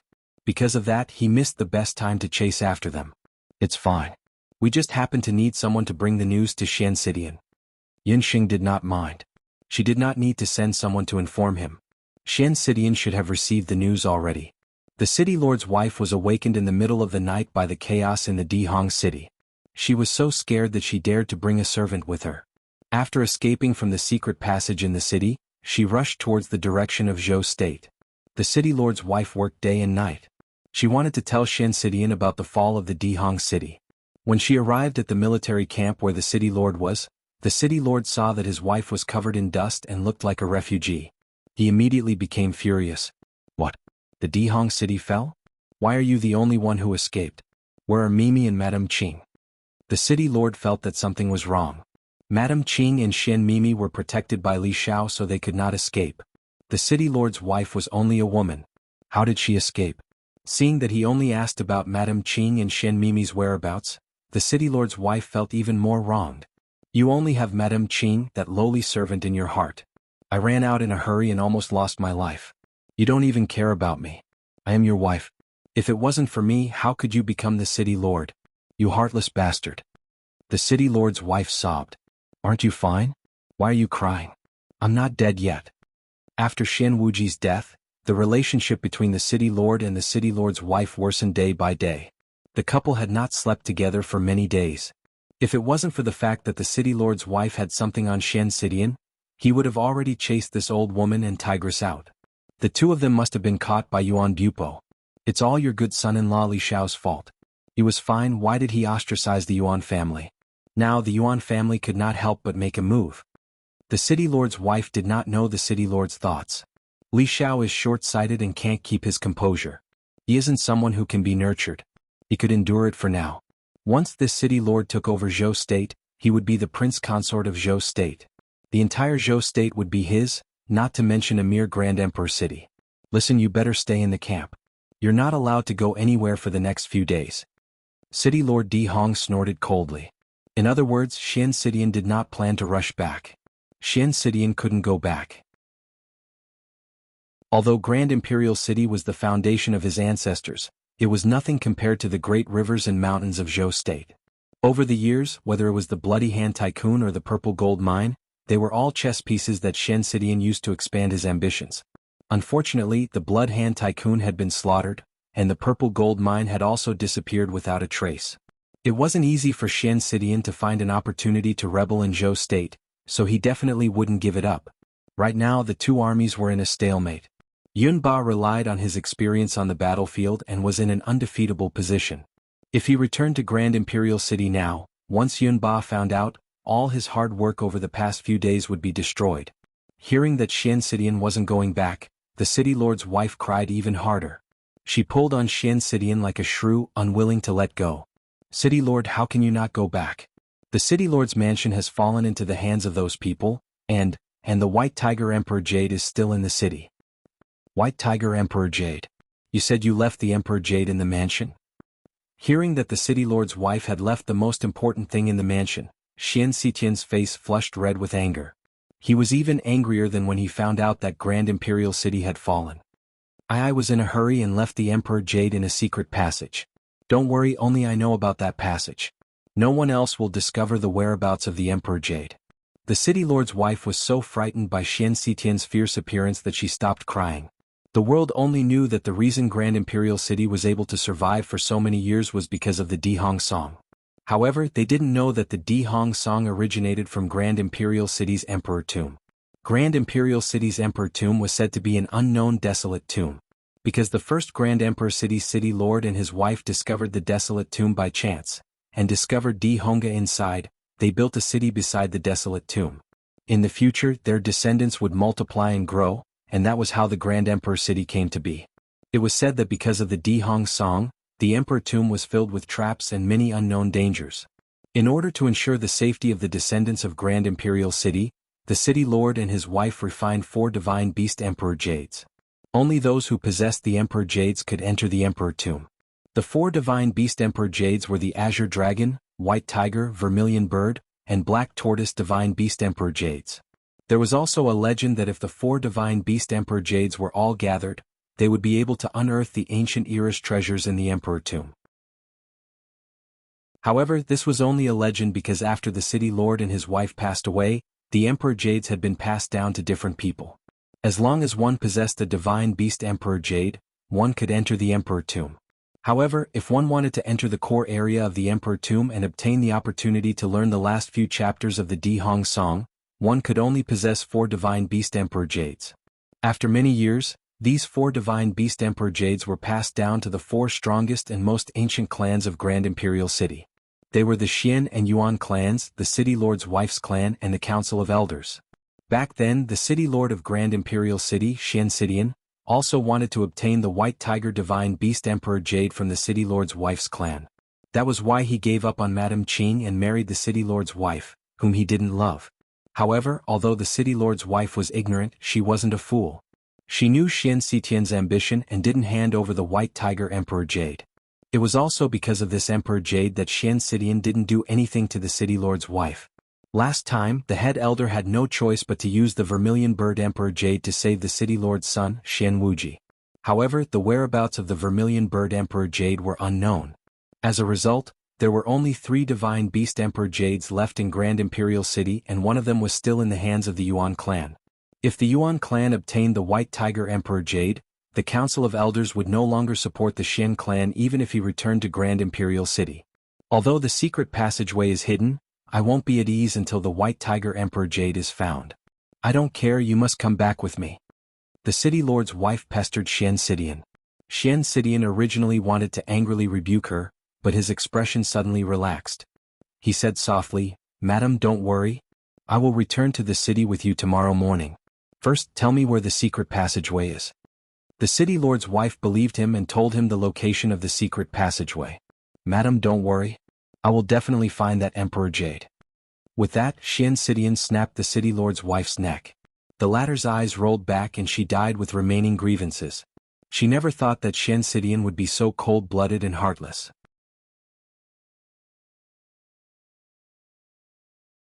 Chapter 961. With the governor's wife dead, only Xian Sidian knew the whereabouts of the White Tiger Emperor's jade. Xian Sidian thought to himself, the secret path this bitch spoke of is indeed hidden. Normal people wouldn't be able to find it. Men, throw this bitch's corpse outside the camp and feed it to the magical beasts. Reckless woman. If it weren't for the Emperor's jade, do you think I would have tolerated you for so many years? The Zhou state is within my reach. Not to mention the Grand Emperor city. Even if I have to sacrifice the lives of everyone around me, I would still do it. The governor laughed loudly. His actions caused his guards to feel a chill in their hearts. The governor killed the madam. Could it be that something happened in the Grand Emperor city? The guards didn't dare to make any noise. They carried the corpse outside the camp. Don't ask too much. Didn't you see what happened to the madam? Why do I feel like the governor has been a bit off recently? The guards sighed. When they reached the entrance of the camp, they happened to run into the Marquis of Jianghu. Stop right there. Why are you sneaking around? What are you moving out of the camp for? The Marquis of Jianghu's face darkened. Recently, he had suffered quite a bit of oppression from the Grand Emperor city's governor. Originally, he only wanted to ask the Marquis of Jianghu for help. Who would have thought that Xian Sidian would directly take away his military power? Now, he had become the commander-in-chief of the camp. Piss off. Since when did you have the right to care about the governor's matters? The two guards said disdainfully. They looked down on the Marquis of Jianghu from the bottom of their hearts. As a general of the Zhou state, he colluded with an external force and committed treason. The governor was actually working with someone like that. The two guards no longer paid any attention to the Marquis of Jianghu. They carried the corpse out of the camp, found an empty area, and threw the corpse out. After the two guards left, the Marquis of Jianghu sneakily walked out. He looked at the corpse and recognized that it was the madam of the Grand Emperor city. He then examined the wound and discovered that the madam had been strangled to death. The madam of the Grand Emperor city was dead? Could it be that something really did happen in the Grand Emperor city? Was what was written in the letter true? The Marquis of Jianghu hurriedly returned to his room and closed the door. He walked to the illumination formation and secretly took out a letter. The letter was written by the regent of Great Zhou a few days ago. At first, Marquis Jianghu didn't believe it, but from the looks of it, the Prince Regent really was still alive. The disappearance of the Prince Regent is just a pretense. The purpose is to attack Grand Emperor City. If that's really the case, then I'll definitely die in this rebellion. It's over, it's over. The Marquis of Jianghu had always been a two-faced and cowardly person. After thinking about it for an entire night, the state of the city lord's wife's death lingered in his mind. Around daybreak, the Marquis of Jianghu snuck away. Before he left, he took some of the gold coins and other valuables from the treasury. The Marquis of Jianghu didn't even bring his family. He only brought 2 storage rings with large amounts of money and rushed in the direction of Penglai. Later on, when the new Qin emperor ascended to the throne, the Tang Yuan and Li Shao declined, and the Zhou state could not tolerate traitors. As for the immortal abode, it was an otherworldly place and would not accept a traitor like him. After thinking about it, the only place the Marquis of Jianghu could seek refuge was the Penglai Zhou state. However, the Marquis of Jianghu didn't expect to run into Qing Bai and Bujiuxiao before he could escape the Zhou state. Why are you here? The Marquis of Jianghu trembled with fear. TSK, the Prince Regent was right. That coward was indeed preparing to escape. She even figured out that you must be preparing to escape to Penglai. Qing Bai smiled mischievously while Bujiuxiao glared at the Marquis of Jianghu. The two approached step by step. The Marquis of Jianghu was so frightened that he knelt and begged for mercy. After a series of miserable cries, everything returned to normal. Bu Jiuxiao kicked away the Marquis of Jiyuan's lifeless corpse and found several storage rings on him. TSK, the Marquis of Jiyuan is quite black-hearted. Most of the valuable items and military funds in the barracks were taken by him, right? It looks like Xian Sidian won't be able to hold on for much longer. Cheng Bai checked the resources in the storage rings and clicked his tongue. Without this military fund, the city lord of Grand Emperor's group probably wouldn't be able to hold on for much longer. Bring this news to Yun Xing first. She should have another plan. With that, Bu Jiuxiao ordered someone to send the news to Grand Emperor City. At this moment, the city lord of Grand Emperor City was still immersed in his beautiful dream of becoming the emperor of Zhou State. City Lord, bad news? The Marquis of Jiyuan has disappeared. Someone said that the regent of Great Zhou has returned. After the news spread, the morale of the soldiers in the barracks collapsed. Many soldiers want to defect. A guard rushed into the commander-in-chief's barracks. Xian Xiqian's entire body trembled when he heard this. The Marquis of Jiyuan, who forsook righteousness at the sight of profit, actually cowered at such a critical juncture. The city lord of Grand Emperor City was furious, but there was nothing he could do.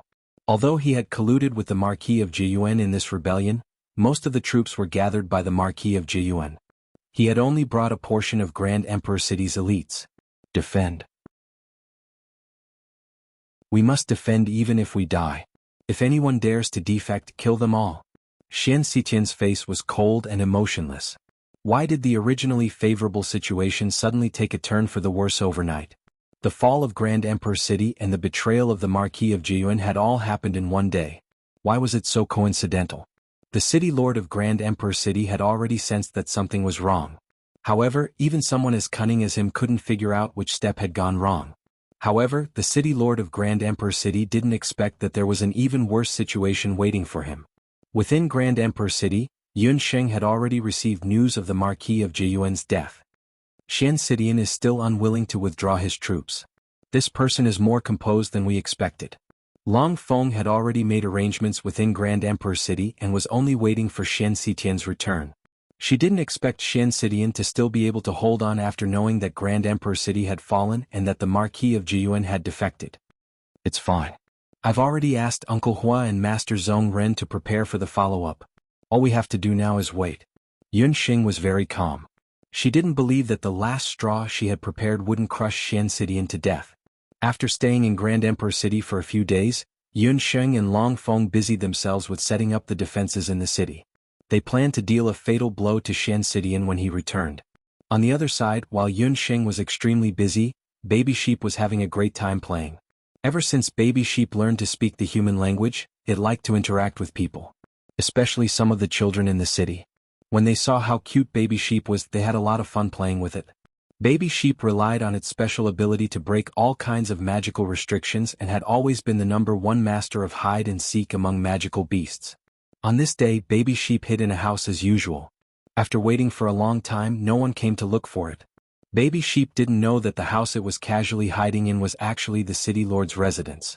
I have more updates tonight.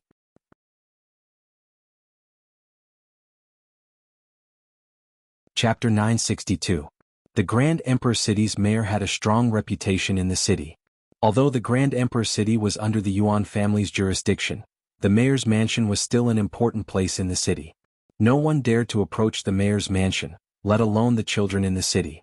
They did not have the guts to look for Bobo Sheep in the mayor's mansion. Bobo Sheep was bored from waiting, so it started to wander around the mansion. Suddenly Bobo Sheep's eyes lit up and it looked around. Bop bop, there seems to be a very powerful force. Bop Sheep flew straight into a lavishly decorated house. Looking at the furnishings, the interior was magnificent. At a glance, one could tell that this was the house's mistress room. Bobo Sheep flew to a wardrobe and realized that the energy wave came from below the wardrobe. Bobo, my dear master, Bobo Sheep found something good. Come quickly. Yun Xing, who was patrolling the city with Long Feng, suddenly heard Bobo Sheep's telepathic message. Yun Xing asked Long Feng to continue patrolling while she went to look for Bobo Sheep. When she realized that Bobo Sheep was in the mayor's mansion, Yun Xing felt helpless. This fella, she told it not to run around, but it insisted on going wherever it was not allowed to go. Following Bobo Sheep's scent, Yun Xing found the mayor's wife's room. When she entered the room, the wardrobe in the room was moved away by Bobo Sheep. A secret passage that could only accommodate one person per day appeared in front of Yun Sheng. "Bobo, my dear master, it's something good." Bobo Sheep flew out with a swoosh, holding a piece of jade in its hand. Yun Sheng looked at the jade carefully and felt that it was familiar. Emperor Totem Jade? Yun Sheng recognized this piece of jade. She remembered that when she fought with the Grand Elder of the Grand Emperor City, he used a piece of jade that could summon the Vermilion Bird Totem. It was very similar to this piece of jade. However, that piece of jade was the fiery red Vermilion Bird Emperor jade, while this piece of jade that Bobo Sheep found was white. This room used to be the mayor's wife's room. This secret passage should be the secret passage that the mayor's wife used to escape. She should have lost the jade in a hurry. Previously, Yuan Bupo had led his men to search this room. However, they could not find the location of the secret passage. It must have been hidden by a special magic array. However, in front of Pops, who could ignore all magic barriers were nothing. Yun Sheng was just about to examine the Emperor Jade when she suddenly felt a powerful battle chi surge out from the Emperor Jade. The Emperor Jade turned into a beam of white light and turned into a fierce tiger with shiny fur and black stripes all over its body. The white tiger's muscles were bulging. After it transformed into its tiger form, it pounced toward Yun Sheng like a ferocious tiger descending the mountain. "Bobo, you're not allowed to hurt your beloved master." "Exile?" The word "Bobo" came out naturally and the word "exile" came out immediately. Yun Sheng reacted quickly and covered Kissing Sheep's mouth with one hand. This was a once-a-month precious opportunity. He couldn't let it go to waste. When the white tiger appeared, a phoenix chirped from Yun Sheng's Shinong medical bracelet. A beautiful bird with flaming feathers and a red crown appeared from the bracelet. Facing the majestic white tiger with its powerful battle chi, the Vermilion Bird Totem flapped its wings and pounced. Its two golden claws grabbed the white tiger's body and flung it out. Roar! The white tiger totem also sensed the Vermilion Bird Totem's existence. The two totem divine beasts faced each other. "Vermilion Bird, it's really you. Useless thing. You actually submitted to an outsider." The four Emperor Jades were divine tools with spiritual consciousness. Ever since the Vermilion Bird went missing, the other three Emperor Jades totem divine beasts were worried about its whereabouts.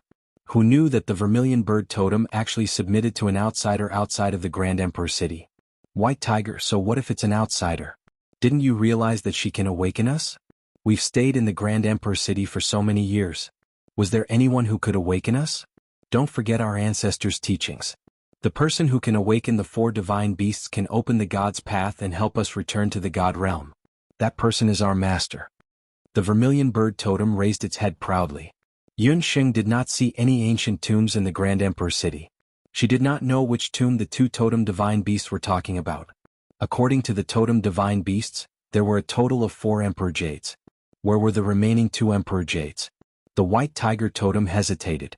The Vermilion Bird Totem seemed to be right. The white tiger Emperor Jade had always belonged to the descendants of the city lord's wife. However, after so many years, no one could make the white tiger Emperor Jade appear even though they had entered the Emperor's tomb with it many times.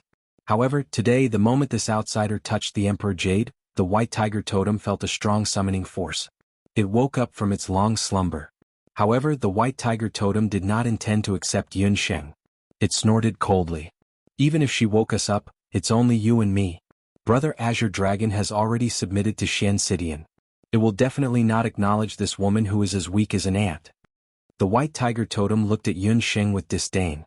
A woman dressed as a man from the ant-human clan. She had no muscles and no fighting spirit. If the white tiger acknowledged such a master, it would be laughed at by the other divine beasts when it returned to the God realm. Brother Azure Dragon's matter happened out of helplessness. You have to admit it even if you don't want to. Look at the bracelet on her hand. It's clearly the token of the Yen Emperor's successor. The Vermilion Bird looked impatient. It was too lazy to argue with the white tiger. Unlike the Vermilion Bird, the white tiger was the divine beast with the strongest fighting spirit. This fellow was simple-minded and easily caused trouble. If it was not for the fact that the Vermilion Bird Totem was able to help its master fight against Shen Sidian, who had the Emperor Jade of the Azure Dragon, it really would not have bothered to talk to this fellow. The white tiger totem glared. Only then did it notice the Shinong medical bracelet in Yun Sheng's hand. 9 Flames bracelet? When it saw the medical bracelet, the white tiger's arrogant gaze immediately changed. Wait a moment. Lord Divine Beast, shouldn't you first tell me what the Emperor's Tomb's secret realm is and what are the 4 Emperor Jades? Also, the medical bracelet on my hand is a family heirloom. It's not some 9 flames bracelet. Yun Sheng was baffled. The white tiger and the vermilion bird looked at each other. The vermilion bird landed on the ground and said, Master, I should have told you about the 4 great divine beasts a long time ago. It's just that you weren't strong enough previously. I was worried that if the Emperor Jades were to be leaked, it would bring you unnecessary trouble. But today you've awakened the white tiger. This proves that you're indeed the person we've been waiting for. It's also time to tell you the true secret of the Grand Emperor City. The vermilion bird's words were filled with joy and helplessness. The secret of the Grand Emperor City? Wasn't it just the Dihong song? The path to becoming a god is hidden in the Emperor's tomb of the Grand Emperor City. The vermilion bird said something that surprised Yun Sheng and Baby Sheep.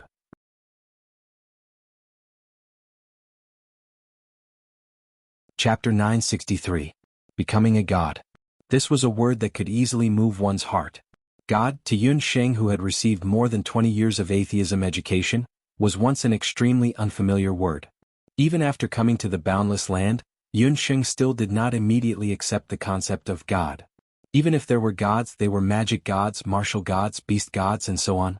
These so-called gods were mostly people who had reached a certain level of strength and were respectfully addressed by people. It was not to say that they were really gods. Because, no matter how powerful an expert was, there would be a time when his strength was exhausted. The lifespan of an expert was limited and they would all fall. Until the appearance of the popping sheep, Yun Sheng then knew that there really was a realm of gods on this land. In the realm of gods, there lived the gods who were truly immortal. Moreover, there was actually a special way to become a god in the human world. That was to find the way to become a god, pass the god's path test, and become a member of the realm of gods. However, was there really a so-called way to become a god in this world? Seeing that Yun Sheng and the popping sheep both had a look of disbelief, the vermilion bird totem explained patiently. Master, the one beside you should be a world deity beast from the human world. I believe it should have told you that there are many other planes outside this human world. The vermilion bird totem recognized the world deity beast beside Yun Sheng. It is a world deity beast from the human world. How did it become like this? The white tiger totem looked as if it had seen a ghost. World deity beasts were not ordinary. Their numbers were even rarer than ordinary deity beasts. The white tiger totem was only a half-deity beast. The deity beasts it had seen before were at least tall and mighty, with a king's aura as vast as the sea. However, the creature in front of it had a disgusting color, and its fur was all wavy and curly. It did not look like a demonic beast at all. Shouldn't demonic beasts be ferocious, terrifying, and bloodthirsty? TSK, looking like this, it was actually a world deity beast from the human world? Bo, what a muscle-bound, simple-minded, stupid cat. You're just envious and jealous. You're envious that this god is loved by everyone. The Bo sheep was extremely dissatisfied. What kind of lousy white tiger was this? It actually dared to look down on it? White tiger, don't be rude. Universe god beasts aren't adults yet. The vermilion bird totem glared at the white tiger. Yun Sheng recalled that popping sheep had indeed mentioned some things about the plane. Humans and beasts lived together in the human world. In addition to the mortal world, there was also the nether world where the 3 immortal souls and 6 mortal souls, fiends, demons, and spirits resided. There was also the divine world. Between different realms, there would be specialized universe god beasts watching over them. Under the supervision of the universe god beasts, the human clan, the god clan, and the underworld clan couldn't interact with each other. Otherwise, the chaos in the order of each realm would definitely lead to chaos in the other realms. As everyone knew, the god world was the most prosperous and powerful among the major worlds because the gods of the god world had eternal lifespans. Therefore, whether it was the nether race, the human race, or the beast race, all of them had been searching for the path to godhood for many years. Among them, some of the experts succeeded. They either opened up or found the path to godhood. Regardless of whether they found it or opened it up, those who completed the path to godhood would be able to obtain eternal life and successfully reach the god world to become a god. The owner of the 9 Flames bracelet, Emperor 9 Flames, was one of them.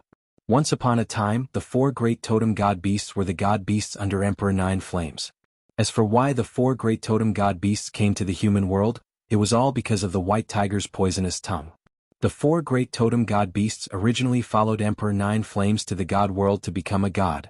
But once, the white tiger totem accidentally offended a superior god of the god world and was almost slaughtered.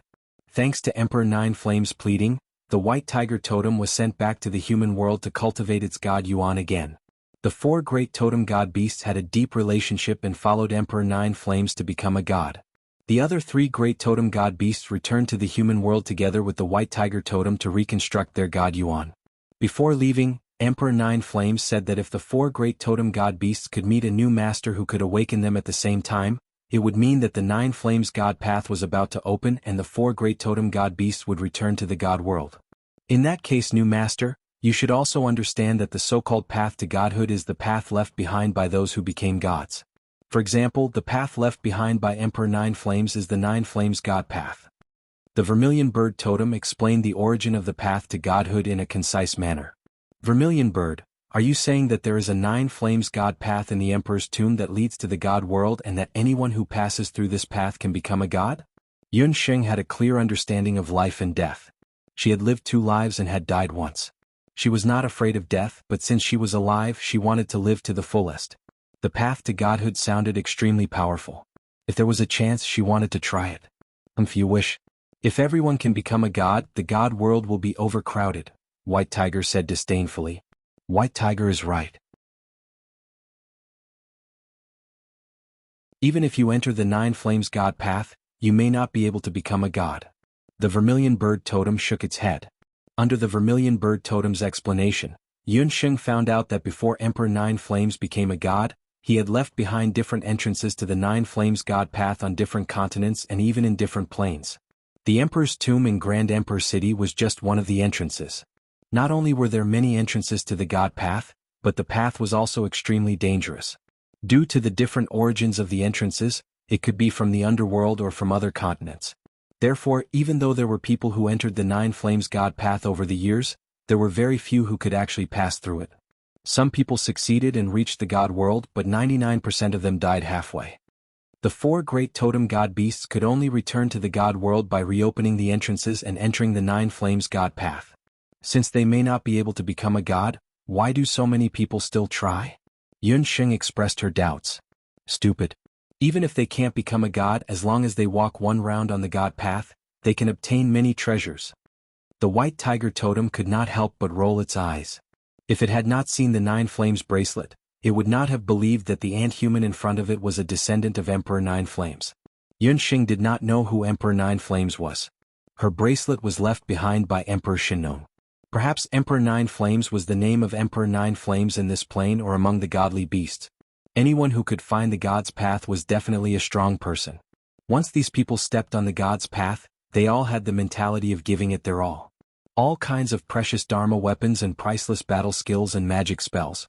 These treasures followed the strong people who found the path and stepped on the god's path. Hearing this, Yun Sheng and Baby Sheep's eyes lit up. Baby Sheep, my dear master, treasure that can increase cultivation. Baby Sheep wants it. Baby Sheep looked as if he was salivating.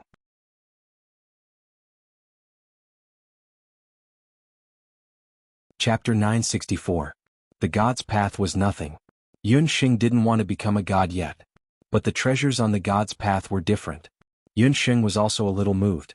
Not to mention other things, just based on what the 2 totem divine beasts had said just now, danger and opportunity coexisted on the God's Path. If Yun Sheng wanted to save her mother, Hu Jiuxing, she had to be as strong as Emperor Zhao. If she could walk around the God's continent, her power might improve greatly. Vermilion Bird, why are you saying so much? The Jiao Yin God's Path isn't that easy to open. Look at her. She doesn't look like she can defeat Xian Sidian. Without the Emperor's Jade, she can't open the Jiao Yin God's Path. It's better to rely on Xian Sidian than her. The white tiger snorted. An ant-human and a weak world deity beast actually wanted to step onto the Jiao Yin God's path.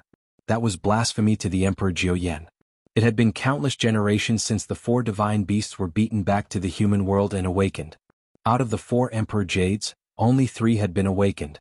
The first one, the Black Tortoise Emperor Jade, was awakened by the first head of the Yuan clan, the first wife of the Grand Emperor City Lord. The second one, the Emperor's Jade, was awakened by Xian Sidian 25 years ago. The third one, the Vermilion Bird Emperor Jade, was awakened by Yun Sheng several years ago.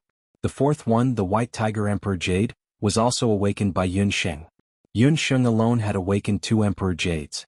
This at least meant that she was the most likely person to awaken all the Emperor Jades. This was also why the vermilion bird totem immediately stopped the white tiger from harming Yun Sheng after it was awakened. Xian Sidian? White tiger, if you really thought he was a suitable master, you would have recognized him as your master long ago. If we follow him, will we become gods or demons? The vermilion bird totem retorted. The white tiger totem was speechless. How could it not know this? Although the wife of the Grand Emperor City Lord was unable to awaken the white tiger Empyrean Jade, she had kept it close to her for many years. The white tiger totem was still somewhat connected to her. At this moment, that brainless woman had been killed by the ambitious Xian Sidian. The 4 totem divine beasts were ancient divine beasts. They followed Emperor Jiao Yan, who was a merciful great saint of the human race. Under the influence of what they saw and heard, although the 4 totemic divine beasts were a little arrogant, they only accepted those who were open and aboveboard, who cared about the world as their masters. Xian Sidian was powerful enough, but he was definitely not a god. The white tiger had to admit that it looked down on a petty person like Xian Sidian. Compared to Xian Haotian, this ant-human with a medicinal pill aroma on his body was indeed a little more pleasing to the eye. Since none of you are willing to acknowledge Xian Sidian as your master, then why would the totem Azure Dragon be willing to follow Tion? Could it be that the totem Azure Dragon has fallen? Over the past few days, Yun Xing had heard from Yuan Bupo that the Grand Emperor City Lord, Xian Sidian, could summon the totem Azure Dragon.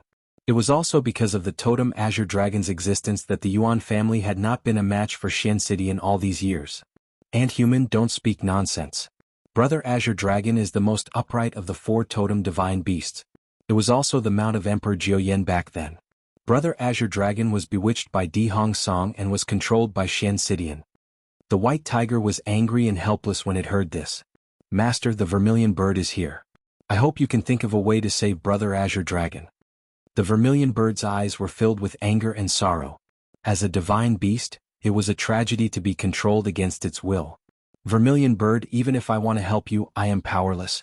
Xian Sitian's Di Hong Song's cultivation is much higher than mine. How can I save the totem Azure Dragon from his hands? Yun Xing smiled bitterly. The Di Hong Song's power was not to be underestimated.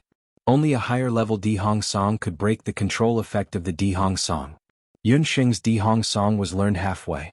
Not only was she tone deaf, she had only learned 6 chapters of the Di Hong Song. Xian Sidian, on the other hand, had learned the Di Hong Song since he was young and had even obtained the 8th chapter of the Di Hong Song from the Emperor's tomb. Yun Sheng was well aware of the difference in strength between her and Xian Sidian. Her Di Hong Song cultivation was inferior to Yuan Bupo's, let alone Xian Sidian. Master, you don't have to worry about this. The 9th chapter of the Di Hong Song is in the Emperor's tomb. In the past, Xian Sidian brought someone he did not love into the Emperor's tomb in order to seize the position of the city lord. In the end, he only obtained the 8th chapter of the Di Hong Song. One day, as long as Master finds the person you love and enters the Emperor's tomb, the 2 of you will be able to learn the 9th chapter of the Di Hong Song. At that time, Master will be able to use the 9th chapter of the Di Hong Song to save Big Brother Azure Dragon.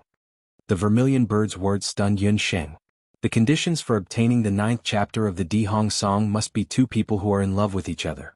2 people who are truly in love with each other must be able to play the zither and flute together. Yun Sheng had someone she loved, but that person was now, her heart ached slightly. Yun Sheng thought to herself, Night Fox, where are you? Sadness only lasted for a moment. Yun Sheng quickly calmed herself down. Xian Sidian is much more powerful than me. I can only promise that I will try my best to save the Azure Dragon totem for you. Yun Sheng made a solemn promise. Yun Sheng did not know that her promise to try my best made the 2 godly beasts look at her in a new light. At least it proved that this human girl was not someone who would casually blackmail others or talk big. The moment she made the promise, her eyes were filled with certainty and confidence. The white tiger totem and the vermilion bird totem seemed to be infected by her, and a glimmer of hope appeared in their hearts. And human race, if you can save Big Brother Azure Dragon, I, the white tiger, promise to accept your summons once. The white tiger seemed to be infected by Yun Sheng and actually made a promise. I, the vermilion bird, also agree. As long as Master can save Big Brother Azure Dragon, I am also willing to accept your summons once. The vermilion bird also made a promise. 2 chances to summon the godly beasts? Yunsheng could not help but feel her heart itch. Earlier she had received the vermilion bird's recognition. However, that did not mean that she had formed a contract with the godly beast vermilion bird. In fact, when the vermilion bird Emperor Jade was in the hands of the Great Elder, he could also use it. However, that was not the vermilion bird's full power. The Great Elder had only awakened the vermilion bird's divine power in its totem state. It was only 50% of its usual power. Godly beasts were different from ordinary demonic beasts in that they could not be directly contracted. Only a true god, such as the Nine Flames Emperor, could form a contract with a godly beast. However, that did not mean that humans could not summon godly beasts. As long as a godly beast accepted a human summon, a human summoner could also summon a godly beast. However, it was not a permanent summon but a one-time summon. However, even if it was only a one-time summon, it was still a godly beast summon, a true godly beast.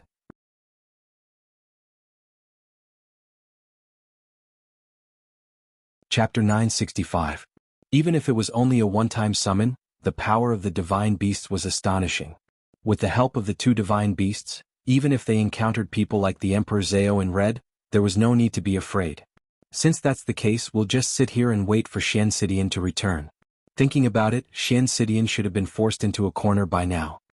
Yunsheng had a mischievous smile on her face. In the military camp, an unprecedented low pressure enveloped the hearts of all the soldiers. They all knew that their commander, the Marquis of Jiyuan, had already escaped. However, no one dared to escape. That was because the Grand Emperor City's people were guarding the various exits of the military camp. If anyone tried to escape, they would be killed. Even so, the morale of the soldiers was declining by the day. The supplies in the military camp were also decreasing by the day. One night, in the dead of night, the sound of a zither suddenly came from outside the military camp. The sound of the zither was gentle and very pleasant to the ears. It was a zither song that was very popular among the people of Zhou State. The zither song was the sound of missing one's parents, children, wives, and daughters. When the soldiers heard it, they couldn't help but think of their relatives back home. Even those soldiers of Grand Emperor City also had hot tears brimming in their eyes when they heard it. Bastard! Go and search immediately. See who is bewitching and shaking the soldiers' morale. When Xian Sidian heard the sound of the zither, he knew that it was the enemy's plan. However, when Xian Sidian sent out his guards to search for the entire night, the sound of the zither was still the same. They just couldn't find the person. What made Xian Sidian even more furious was that in the following days, there was a similar sound of the zither every day. The soldiers in the military camp missed their homes more and more and missed their families more and more. Despite the risk of being beheaded, the number of deserters in the military camp increased by the day. Helpless, Xian Sidian could only send people to patrol around the military camp every night. Once they found someone suspicious, they would immediately be executed. In the middle of the night, a few flying demonic beasts circled above the military camp. Grandmaster Zhong Ren, Longhua, and Oriole were together under the cover of the night to check the situation in the military camp below. Oriole was holding a zither in her hands. For the past few nights, she had followed Yunsheng's orders and played some songs of homesickness near the military camp. Oriole and Longhua didn't understand why Yunsheng was doing this. In Yunsheng's words, this was a very effective strategy. It was called, surrounded by enemies on all sides. Yunsheng said that the Zhou State's rebels were betrayed the Marquis of Jiyuan's instigation. It was said that the soldiers in the rebel camp must have regretted it after learning that the regent was still alive. Oriole and Oriole didn't have the Oriole's Oriole, Oriole did not believe it at first. It was just an ordinary folk song, not a powerful battle song like Di Honga. How could it make the soldiers surrender? However, a few days had passed. During these few days, the morale of the Zhou State's rebel army had clearly slackened. The soldiers were listless even when they were patrolling at night. Wang Fei is really amazing. Longhua was also dumbfounded. Master has always been clever. The plan is only half complete. The other half is up to us. Zhong Ren grimaced and took out some papers from his storage ring. These things that Yunsheng called flyers were the second gift that she had prepared for Xian Sidian. For the past few nights, Xian Sidian had been unable to sleep or eat because of that damn zither music. Even in his dreams, he would dream of some situations in Imperial Grand City. Fortunately, he didn't hear the sound of the zither last night and was able to sleep peacefully. Early in the morning, as soon as Xian Sidian got up and walked out of the Commander-in-Chief's camp, something fell down like a feather in front of him. Xian Sidian made a grabbing motion, and a piece of paper appeared in his hand. When he saw the contents of the paper, Xian smashed the paper with his palm. Men, where did these papers come from? Don't leave a single one behind. Destroy them all. Lies to mislead the public. All of them are lies to mislead the public. Search them immediately. No one is allowed to have these papers on them. Xian ordered a thorough search, and all the papers with all kinds of rumors were taken away. However, Xian didn't know that his vigorous search had made the people in the camp believe the truth written on the flyers even more. Although all the flyers had been destroyed, the rumors were still growing. In every corner of the camp, there were people spreading rumors. Have you heard? Imperial Grand City has been captured, and the citizens have all been captured. If the city lord doesn't go back to save the people, the enemy will kill a person every hour. Rumor has it that the regent of Great Zhou, Martial Emperor Yi Baiming, didn't go missing at all. He was the one who personally led his men to attack the Grand Emperor city. These rumors were even more damaging than the zither music from before. Because not only were the soldiers of Zhou state affected, but even more were the experts of Imperial Grand City. Among them were several elders of Imperial Grand City. City Lord, let's return to Imperial Grand City. Our brothers don't need Zhou state's territory. Why should we bear the evil reputation of invading another country? City Lord, I heard that Imperial Grand City has been captured. My family is still in the city. They said that if the City Lord doesn't return, they will kill everyone in the city. They won't even spare the old, the weak, the women, and the children. Impossible. That's all fake news. The ones who captured Imperial Grand City were only the people of the Yuan clan. They wouldn't dare to do anything to the people in the city. Xian was annoyed by the crowd's words. City Lord, if you continue to be stubborn, the elders and I will have no choice but to return to Imperial Grand City ourselves. The first elder was also angry. His family and wife were still in Imperial Grand City. In order to become the emperor, the City Lord didn't care about the lives of the citizens. This made the first elder very disappointed. That day, the first elder left with almost 70% of Imperial Grand City's experts.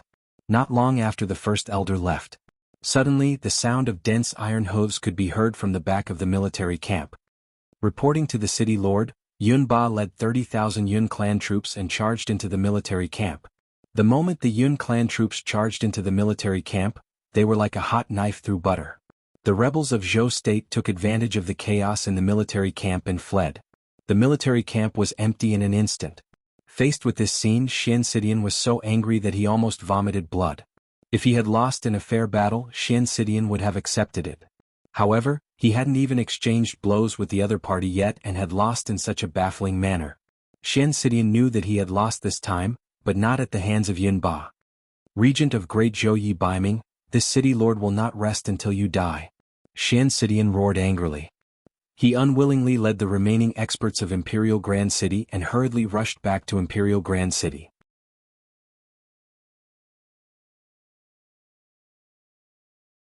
Chapter 966.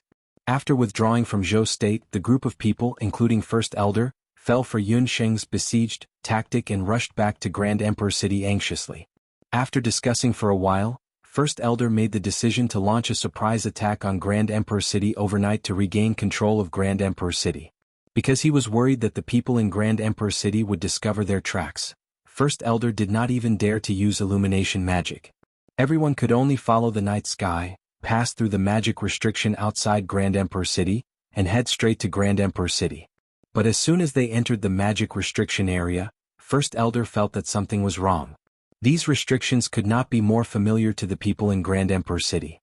Normally they could pass through even with their eyes closed.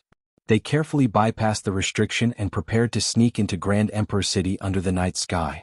But today, as soon as they entered the magic restriction, a gust of cold magic wind blew past. Under their feet, countless earth spikes pierced out of the hard soil with bang bang bang sounds. The experts in Grand Emperor City were not on guard and injured several people in succession before they broke through the first restriction. But just as they passed through the encirclement of the earth spikes, a fire wall suddenly ignited in front of them. Walls of fire began to burn fiercely.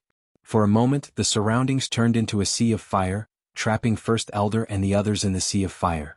That sea of fire was like oil being poured on it, burning people and devouring beasts on sight.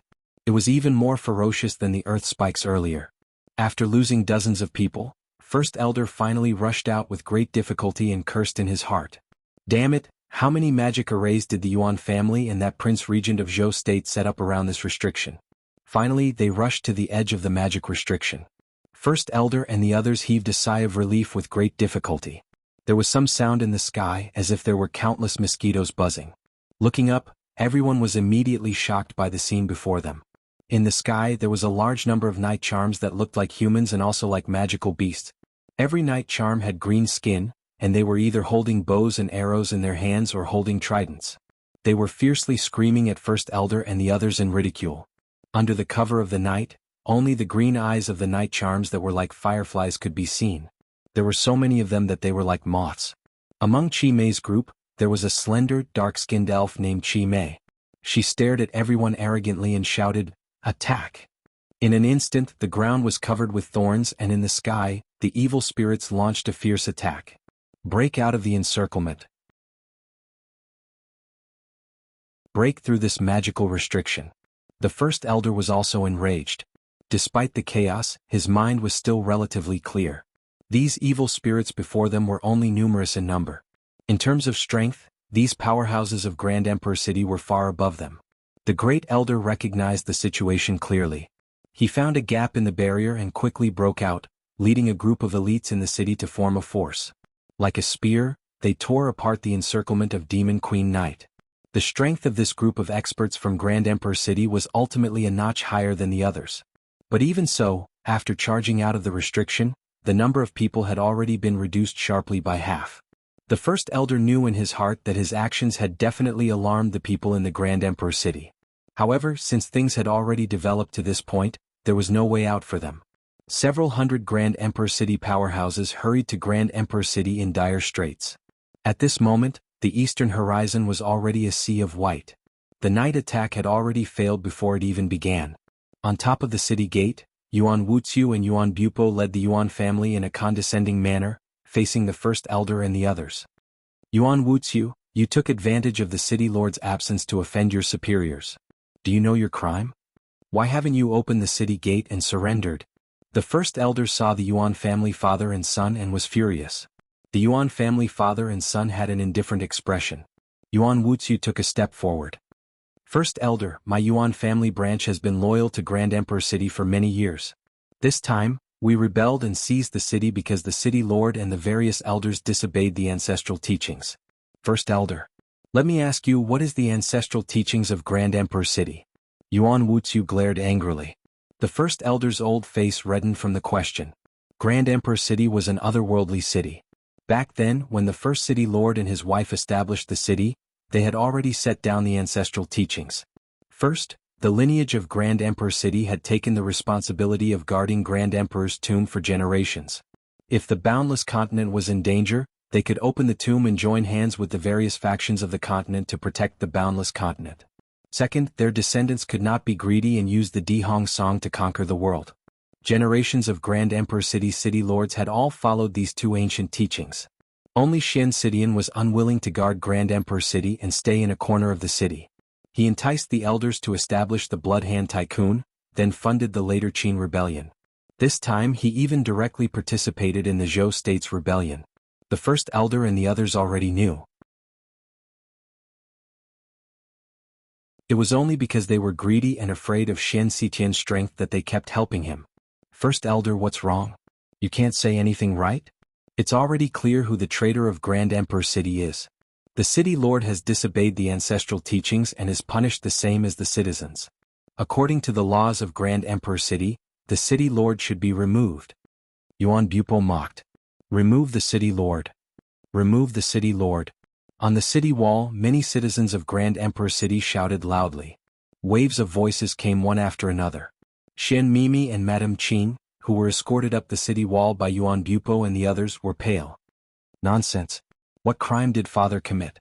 You narrow-minded people who only know how to guard the emperor's tomb are the ones who deserve to die the most. Father, come out and kill these evil people. Xian Mimi had lost her husband and was imprisoned these days. Her mind was on the verge of collapse. The Yuan family father and son looked at the crowd again and realized that Grand Emperor City Lord Xian Cidian was not in the crowd. Where did Xian Cidian go? Yuan Bupo looked behind him again and realized that Yun Sheng was also gone. In the pitch-black city lord's residence in Grand Emperor City, a ghostly figure crossed the city wall. Yuan family father and son, regent of Great Zhou, feel free to be proud. Once I find the White Tiger Emperor Jade, I'll take care of your family. Xian Sidian sneered. Xian Sidian was a cunning old fox. After he failed in Zhou State, he rushed back to Grand Emperor City day and night. He was worried that if he left the White Tiger Emperor Jade in the city, something would happen during the chaos. So, he secretly followed behind the Great Elders group and sneaked into the city lord's residence when they were ambushed by the magic restriction and confronted the Yuan family father and son. Before the city lord's wife died, she only told Xian Sidian about the secret passage in her room. There was a special restriction set on the secret passage. If an outsider tried to force his way in, he would definitely destroy the passage. Only the city lord's wife knew a special method that could undo the restriction on the secret passage. Xian Sidian smoothly entered the room and moved the wardrobe aside. He checked carefully and found that the magic restriction behind the wardrobe had no signs of being opened. This meant that the secret passage had not been discovered and the White Tiger Emperor Jade must still be in the secret passage. Xian Sidian was overjoyed and undid the restriction without worry. A pitch-black secret passage was revealed. Xian Sidian impatiently entered the secret passage.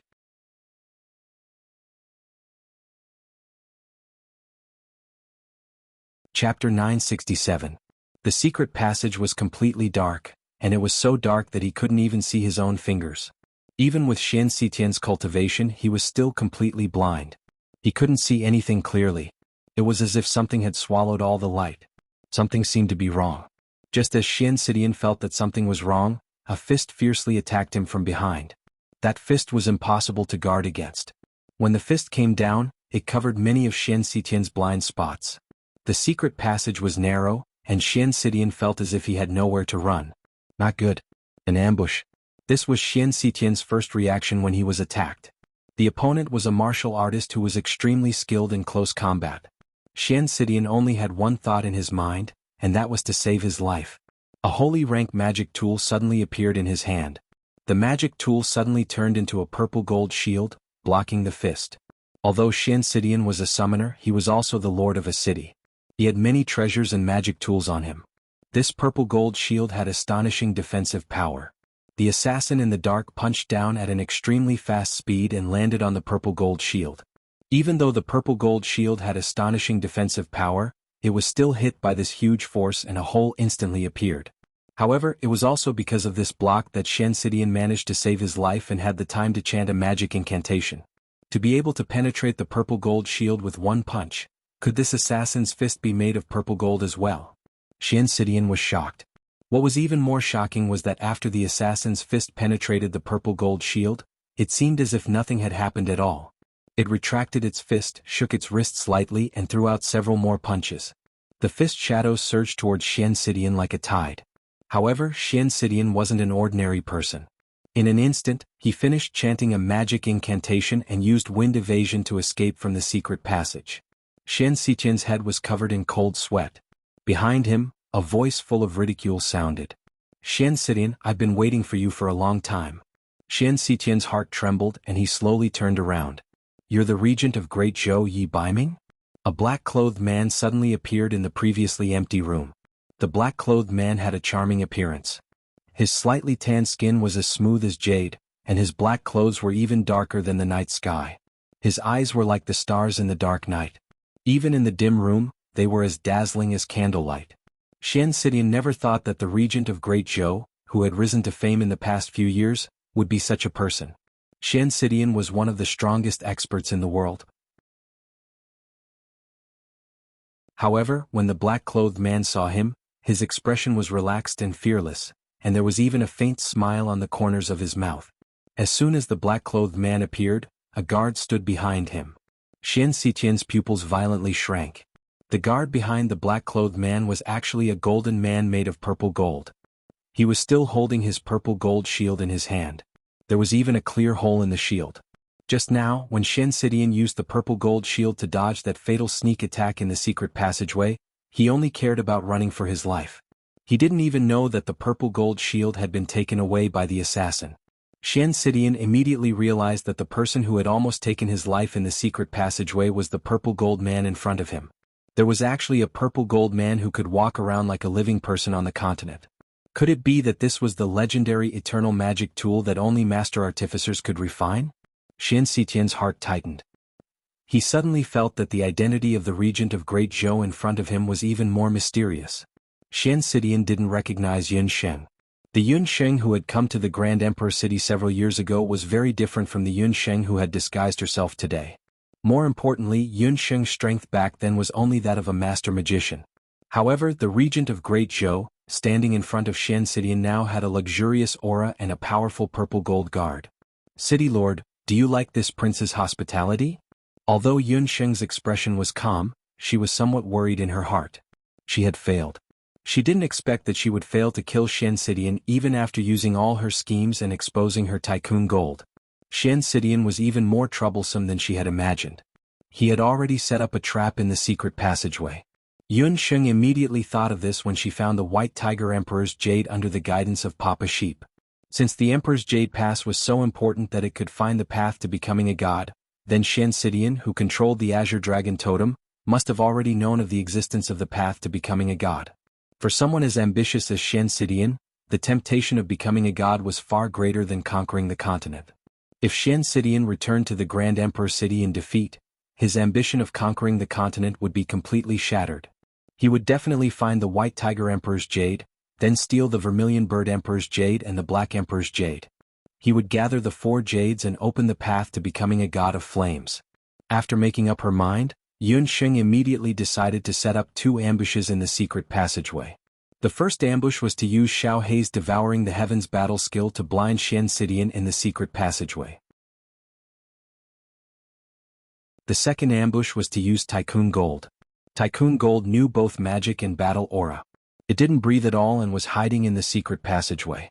As long as she succeeded in one strike, she would be able to kill Xian Sidian. Xian Sidian had almost fallen into Yun Sheng's trap. However, Yun Sheng had underestimated Xian Sidian. She didn't think that he would be able to immediately use the holy magic tool on him in such a dangerous situation and avoid disaster. The failure of the ambush in the secret passageway meant that Yun Sheng had missed the best opportunity to easily kill Xian Sidian. What would happen next would be an unprecedentedly fierce battle. Regent of Great Zhou, you're so treacherous. You actually set up an ambush in the dark. Aren't you afraid of sullying your reputation by doing this? Also, the zither music around the barracks and those deceptive papers were all spread by you. Xian Sidian clenched his teeth in hatred. He was the Grand Emperor city's mayor, the master of the Azure Dragon Totem. He had been the ruler of the continent for dozens of years. This time he had actually fallen into the hands of a greenhorn. This was a great humiliation. This was simply a great humiliation. He had to get rid of Yi Baiming of Zhou State. Xian Sidian, how can I compare to you in terms of treachery? You killed your wife and stole her treasures. You also didn't care about the lives of your subordinates and snuck into the city to steal the White Tiger Emperor jade. Yun Sheng was very calm in the face of insults. Being open and above board was only for opponents of similar strength. Xian Sitian's strength was much greater than hers. If she met him head-on, she would definitely die. Since that was the case, she could only use her wits. Furthermore, Yun Sheng, was not stupid to talk about being open and above board with an old fox. After leaving the secret passageway and seeing the situation around him, Xian Sidian calmed down. He glanced sideways at Yun Sheng, then at the secret passageway behind him. He understood in his heart. Looks like you already know about the God's path.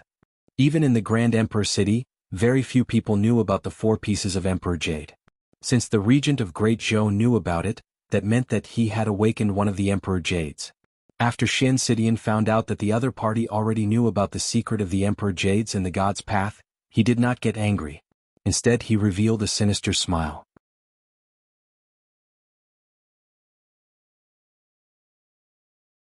Chapter 968. So the ancient teachings of the Grand Emperor city were actually true. In this world, there really is someone who can awaken multiple Emperor Jades.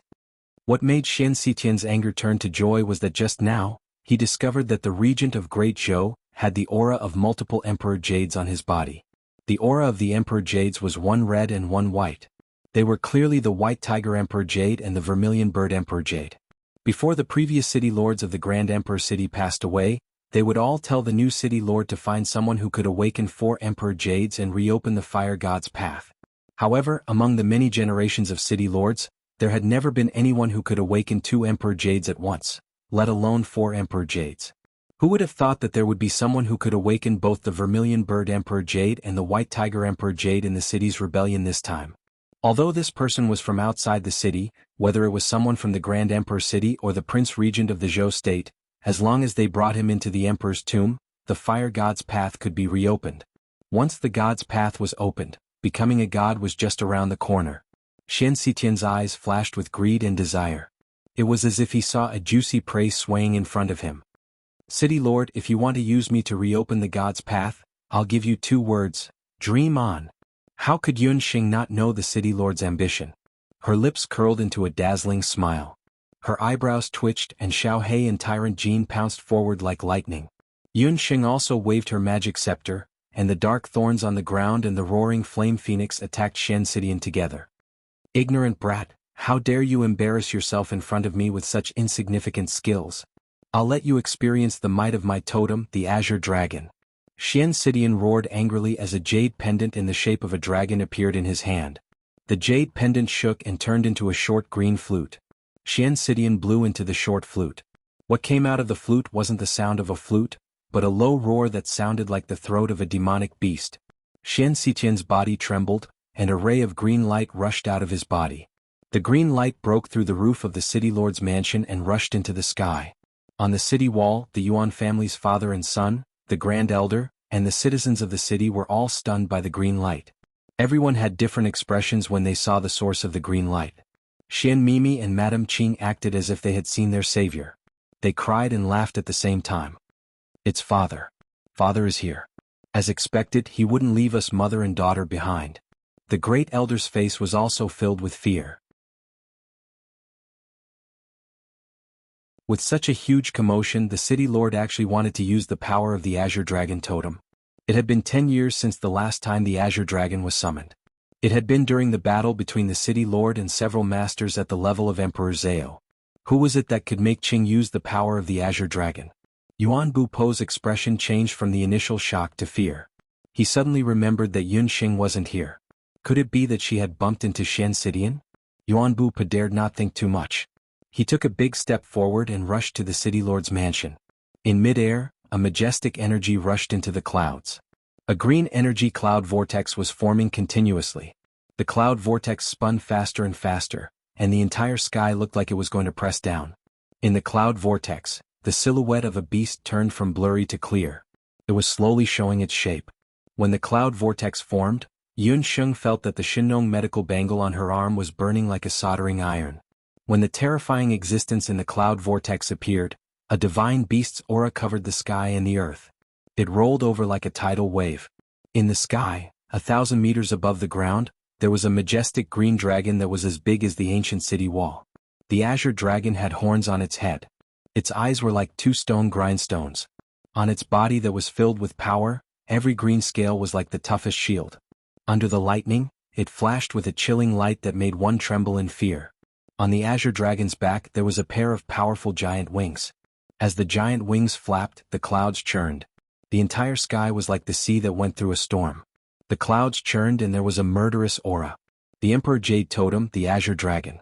Among the 4 great totem divine beasts, the Azure Dragon was ranked first. It was also the divine beast that had preserved the most power among the 4 great totem divine beasts. That was because the dragon tribe was an upper divine beast even among the divine beasts. The sudden appearance of the Azure Dragon was also Yun Xing's first time seeing such a powerful and terrifying demonic beast at such a close distance. The humongous creature was like the Great Wall that stretched endlessly in modern times. It made Yun Xing and everyone else tremble in fear. At that moment, the Azure Dragon stood proudly and looked at everyone in the City Lord's mansion and on the ground. The might of the Azure Dragon. This is the City Lord's divine beast, the Azure Dragon. On the city gate, the mirage-like Azure Dragon that was incomparably real caused everyone to be intimidated. On the city gate, the guards all looked at the sky in fear. Their hearts were cold. The giant dragon's body hovered in the sky like a small mountain. As it breathed, the clouds in the sky churned. Lightning flashed and thunder rumbled. As the Azure Dragon appeared, Two figures flew out from the city lord's mansion like shooting stars and stopped in the sky. The city lord of the Grand Emperor City, Xian Sidian. The regent of Great Zhou, Yi Baiming. Xian Sidian, you actually used the divine dragon's power in the city? Yuan Buku rose into the sky and stood opposite of Yun Sheng and Xian Sidian. Yuan Wuxia, don't be so serious over there. You took advantage of my absence to betray me. You seized my position as the city lord and captured my wife and daughter. Even if I disobeyed the teachings of my ancestors because of that, it was all because you forced me to do so, said Xian Sidian arrogantly after summoning his divine dragon. Ignorant ants, how dare you offend me, the master of the Azure Dragon. Those who go against me will only die.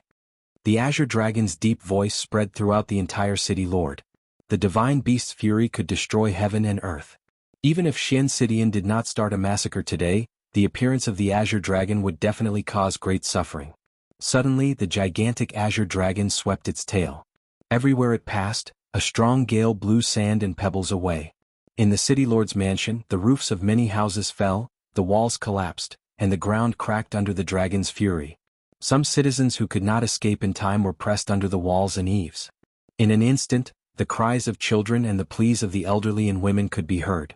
Bupo, immediately send the elderly, women, and children to the underground shelter. Quickly.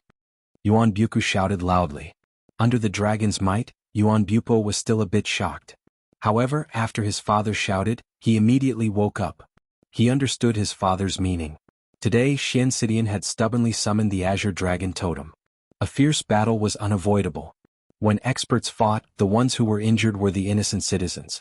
At this moment, even the Great Elder and the others could not help but feel angry at Xian Sidian's actions. They threw away their prejudices and ran into the city to search for their loved ones and save the trapped citizens. Yuan Bupo saved an injured old man and saw Yun Sheng in the air. Bupo, saving people is more important. I have Tycoon Jin and the demonic beast to protect me. You don't have to worry about me. Yun Sheng said loudly. During the weekend, they all came back and stretched out their claws to ask for monthly votes. When they got it, they would release the fox.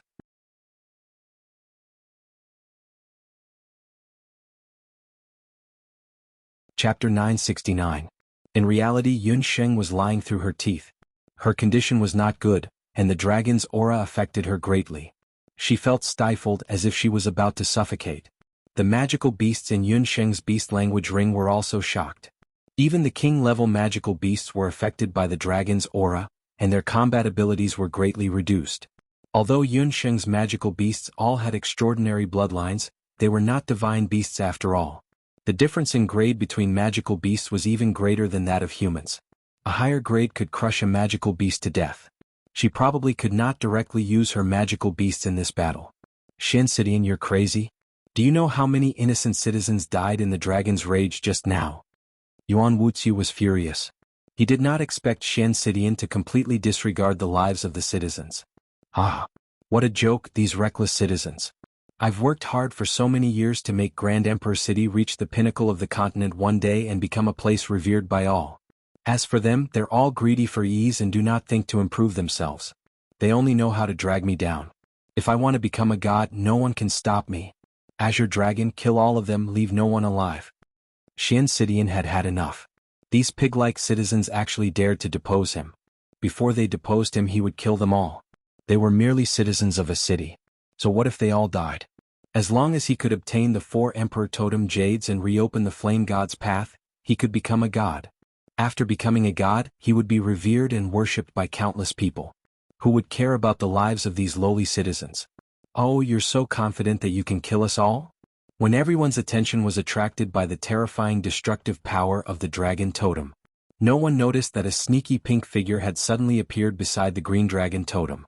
The inconspicuous magic array appeared beneath the Azure Dragon like a black cloud. The magic array appeared for an extremely short period of time, so short that no one noticed its existence. It then disappeared. With a flash of magic light, time passed as quickly as the blink of an eye. The roaring dragon's enormous body was swallowed by the magic light. Disappear. He's gone. The coiling Azure Dragon in the sky mysteriously disappeared the moment Xian Sidian gave the order to kill. Everyone was dumbfounded. It was as if their tongues were tied together and they couldn't utter a single word. No one understood what was going on. Xian Sidian's red eyes were about to burst as he stammered, "This is impossible, How is this possible, my azure dragon, my totem azure dragon? Only Yun Sheng and Baby Sheep knew what had happened. Exile was the only skill that Baby Sheep could use, spatial exile. When Yun Sheng was attacking Grand Emperor City, she had already thought about it. If she were to encounter Shen Sidian and his divine beast in the end, her last resort would be to borrow Kiss Sheep's exile skill. Papa, how long can you last? Taking advantage of the fact that no one was able to react, Yun Sheng asked Papa. Papa, the totem azure dragon's godly power is too strong. It's very difficult to suppress. At most, it can only last for 15 minutes. Papa was also half dead from exhaustion. If Papa really became an adult divine beast, exile would be enough to make the other party suffer even if they were to encounter a divine beast. However, it was still a world divine beast. Furthermore, it hadn't been long since it hatched, its body was still small and its magic power was insufficient. There was still a lot of restrictions when using exile. Forcefully moving the totem azure dragon, whose body was as large as a small hill, into an unknown space, Baby Sheep was already half dead from exhaustion. If it were an ordinary divine beast or even a king-level divine beast, Papa was confident that it would be able to exile it for at least an hour. However, the azure dragon was different, even if it didn't possess the full power of a divine beast. Exile could only be used on the azure dragon totem for 15 minutes. After 15 minutes, the azure dragon would automatically return. 15 minutes time was very tight. If she couldn't make Shen Sidian compromise in 15 minutes, then everything would be meaningless. A layer of sweat had already appeared on the tip of Yun Sheng's nose. Azure Dragon. Where did you hide the Azure Dragon? After losing the Azure Dragon, the city lord of Grand Emperor City, Shen Sidian, was like a madman. His hair was disheveled and his eyes were red. He looked like he was going to fight Yun Sheng to the death. Shen Sidian, I've already captured the Azure Dragon. As long as you agree to 2 conditions, I can release the Azure Dragon. First, hand over the position of City Lord. Second, never step into Grand Emperor City again. Yun Sheng knew in her heart that she was far from being Shen Sitian's match in terms of power. It was also impossible for her to kill him now. Bullsh *T Grand Emperor City belongs to my Shen family. You're just a mere human. How can you capture the Azure Dragon? Shen Sidian was furious. He raised his short flute, but no matter how he played, the Azure Dragon didn't appear again. Without the Azure Dragon, the city lord of Grand Emperor City, who had been prominent for a time on the continent, had become a very ordinary third-rate summoner. Dispiritedly putting down the dragon flute in his hand, Shen Sitian's expression was haggard. However, he was still unwilling to give up the position of City Lord of Grand Emperor City. City Lord Father, please agree to her request.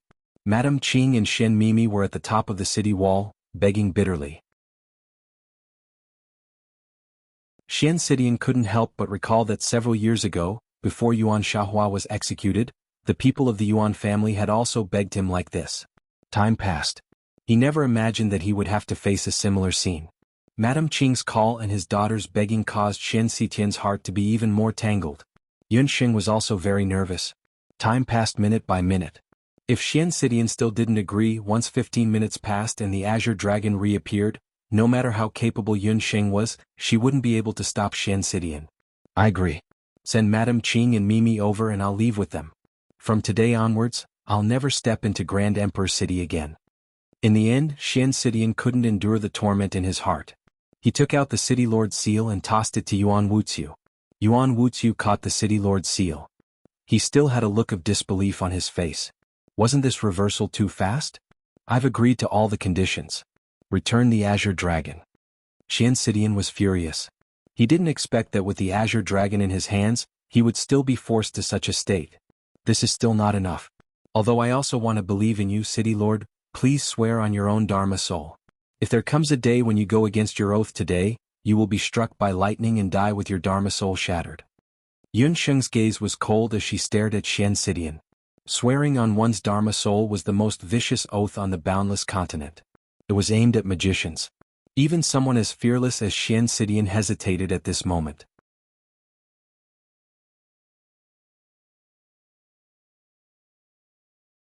Chapter 970. Yun Sheng became even more nervous. Time slowly passed, and if this continued, Bobo Sheep would not be able to hold on any longer. However, she did not know that Shen Sidian was also having an internal battle. The Azure Dragon had disappeared for no reason and could no longer be summoned. Something was definitely wrong. Could it be that the Regent of Great Zhou had mastered a spell or battle technique that even the Azure Dragon could not defend against? The Azure Dragon Totem had already formed a life contract with Shensidian. If something happened to the Azure Dragon Totem, Shensidian would also be severely injured.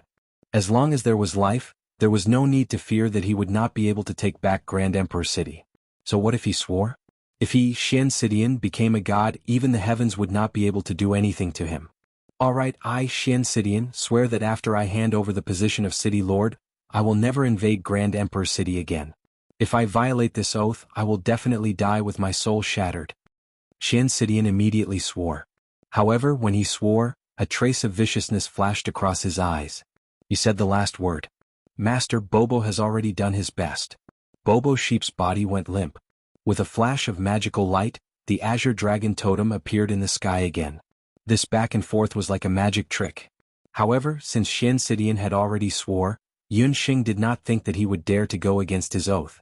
Shensidian checked and found that the Azure Dragon Totem was not injured at all. He communicated with the Azure Dragon Totem using his divine sense, but the Azure Dragon Totem could not clearly tell him where it had gone. It was as if someone had instantly cast a spell like Earth Escape or Wind Escape. Damn it, Yi Biming, how dare you make a fool of me? I will never let you go. Azure Dragon, devour that human. Shensidian flew into a rage out of humiliation. He had been played like a fool. Shensidian, you swore. Are you not afraid that you will break your oath and your soul will be shattered? Although Yunxing already knew that Shensidian was despicable, she did not expect him to immediately change his mind. I agreed to let Di Hongqing go, but I never said I would let you go. Capturing you is equivalent to having the White Tiger and Vermilion Bird Emperor's jade. Obediently allow yourself to be captured. Shensidian laughed loudly. The Azure Dragon in the sky extended its dragon claw towards Yunxing. Don't hurt my dear master. Popping Sheep's pink body stood in front of Yunxing. Ignorant universe god beast, get lost. The Azure Dragon Totem roared. It completely ignored the Popping Sheep. With a swipe of its claw, the weakened Popping Sheep was slapped away. The sharp dragon claws were about to grab Yunxing. On Yunxing's bracelet, a white and a red light flashed. The Vermilion Bird Totem and the White Tiger Totem showed their beast forms. They didn't want to fight with the Azure Dragon Totem, but the Azure Dragon Totem kept making mistakes and they couldn't bear it anymore. Big brother Azure Dragon. Don't help the tyrant anymore. The two beasts saw how the Azure Dragon was manipulated by Shensidian. It lost its godly beast nature and caused Di Hongqing to be plunged into misery and suffering. They felt helpless and pained. White Tiger, Vermilion Bird, why are you protecting that weak human?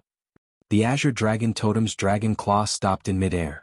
Facing the two godly beast companions who had gone through life and death with it, the Azure Dragon Totem's dragon eyes showed a trace of hesitation. Although it was under Shensidian's control, it was still able to maintain a certain level of clarity in front of its close friends. Big brother Azure Dragon, this person isn't an ordinary human. She's the one who woke us up. We believe that she's the one Emperor Nine Flames spoke of. She's the one who can reopen the path to the Flame God realm. The Vermilion Bird and White Tiger said in unison. Hearing this, the hesitation in the Azure Dragon Totem's eyes became even more obvious. Shensidian was shocked. He hurriedly picked up his jade flute and played the 8th movement of the Di Hong song. Once the Di Hong song was played, the Azure Dragon Totem, who was still hesitating, gradually lost its consciousness. Its dragon eyes were filled with the color of blood. It roared angrily at the sky. Its dragon body flipped, revealing its ferocious appearance. Oh no, Big Brother Azure Dragon has lost control. Ants of the human race, quickly, play the Di Hong song and awaken Big Brother Azure Dragon's consciousness. The White Tiger and Vermilion Bird were shocked when they saw that the Azure Dragon was being controlled again. They turned into two streaks of light and charged into the clouds, entangling the Azure Dragon. Under the effects of the Azure Dragon and the Di Hong song, even the White Tiger and Vermilion Bird could only resist once. The White Tiger and Vermilion Bird could only hope that Yunxing's Di Hong song could temporarily resist Shensidian's control over the Azure Dragon. Although she knew that her Di Hong song was far inferior to Shensidian's, Yunxing still sat down in midair. She took out her 1,000-year-old ice zither and plucked it with her fingertips, playing the 6th movement of the Di Hong song. For a moment, only the sounds of the zither and the flute could be heard in the sky above Di Hong City. It was as if two generals were leading an army of thousands of men and horses to fight. In terms of the level of the Dihong Song, Xian Sidian was indeed above Yun Sheng. He originally thought that he would definitely win this battle between the zither and the flute. Who knew that Yun Sheng's zither music would become more and more coherent? The zither music also became faster and faster. On the zither, her fingers turned into countless afterimages. This? Xian Sitian's gaze sharpened. He suddenly realized something. The zither music. The zither music and the flute music were gradually fusing together. The regent of Great Zhou, Yi Baiming, was actually learning the 8th movement of his Dihong song while playing the zither. How was this possible? An ancient battle song was extremely difficult to comprehend. The other party was actually imitating it while playing the zither, and playing the 8th movement of the Dihong song on the spot. Unknowingly, a group of Dihong city citizens had gathered on the ground. Among them were Yuan Wuxia and his son, the first elder, Madame Qing Shenmimi, and the others. At this moment they had already forgotten about life and death. All of them raised their heads and were dumbfounded. These people had all learned the Dihong song, and they all realized something at the same time. Yun Sheng was actually applying what she had learned on the spot. She had only listened to it once, and she had already comprehended the 8th movement of the Dihong song. Other than Yuan Bupo, no one dared to believe it. They even thought that they were hallucinating. It wasn't a hallucination. It was the truth. Yuan Bupo smiled bitterly to himself. Yun Sheng was the real Dihong song of the mainland, and she deserved to be called the number one. He had already known when she was learning the 5th and 6th movement of the Dihong song. Yuan Bupo had previously played the 5th and 6th movement of the Dihong song in front of Yun Sheng to please her. However, Yun Sheng had only listened to it once and she had already completely mastered it. Unfortunately, the only instrument that Yun Sheng could play was the zither. If she were to play any other instrument, she would be completely tone-deaf. Cold sweat broke out on Xian Sitian's forehead. If this continued, by the time he finished playing the 8th movement, the other party would have already learned the entire movement. Was this the true strength of the person who had opened the path to God? Xian Sitian had never seen such a genius in his life. He would never forget it. If this continued, he would lose. He would lose miserably.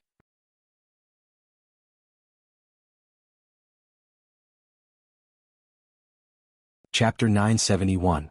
In the sky, the 3 divine beasts that were fighting were also affected by Yun Sheng's zither. The green dragon totem that was filled with murderous intent had its murderous aura gradually dissipated as it regained consciousness. Xian Sitian was terrified. Remove the city lord. Banish him from Grand Emperor City. His lover and daughter were still in the enemy's hands. Despairing thoughts flashed through Xian Sitian's mind. If this continued, Grand Emperor City would be gone and even the green dragon totem would be subdued by the enemy. There was nothing left. There was nothing left. Xian Sitian didn't dare to think any further. All of this was because of that person. Xian Sitian looked at the regent of Great Zhou in the sky.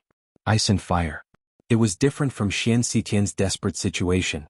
Yun Sheng was currently in a delicate situation that she had never been in before. Just now, in order to control the green dragon totem that had gone out of control, she had braced herself and learned the 8th chapter of the Honggu. However, as the sound of the zither continued to play, Yun Sheng only felt that something was happening in her body that she had never experienced before. The Shen Nong medical bangle on her hand became hotter and hotter, as if it was going to melt her hand. In her body, every inch of her tendons, every pore and every organ was filled with the power of the Jade Marrow technique, rushing straight to Yun Sheng's dantian. Yun Sheng felt as if her soul was groaning. Every inch of her skin and flesh was absorbing the spiritual energy of heaven and earth. In the haze, Yun Sheng seemed to see a figure appear in the sky. It was a man dressed in a robe with 9 dragons and flames beneath his feet. With every step he took, an angry lotus bloomed under his feet. Divine light shone around him. The man flicked his sleeves and 9 dragons that were engulfed in flames appeared in the sky. The 9 dragons flashed with golden light and turned into a golden 9-dragon zither. Yun Sheng couldn't see the man's face clearly. The only thing she remembered was that his eyes were deep and vast, like the origin of the universe. They seemed to contain endless mystery and power. Yun Sheng's heart trembled. She suddenly understood. Emperor 9 Flames. Or rather, the Flame Emperor of Shennong. Through a Dihong song, she had actually seen the appearance of the God Emperor. In the sky, the 3 divine totem beasts turned pale with fright. At the same time, they also felt the might of the God Emperor. The 3 divine beasts all prostrated themselves on the ground. However, only Yun Sheng and the three divine beasts were able to sense the might of a god emperor. The others in the Grand Emperor city were unable to sense it.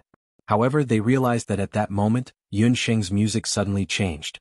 They only knew that the three mythological beasts that were still fighting in the sky suddenly knelt down in front of Yun Sheng. Prince Regent, which was still a little stiff, suddenly changed its tune. Prince Regent plucked the strings of the guqin with a solemn and dignified expression.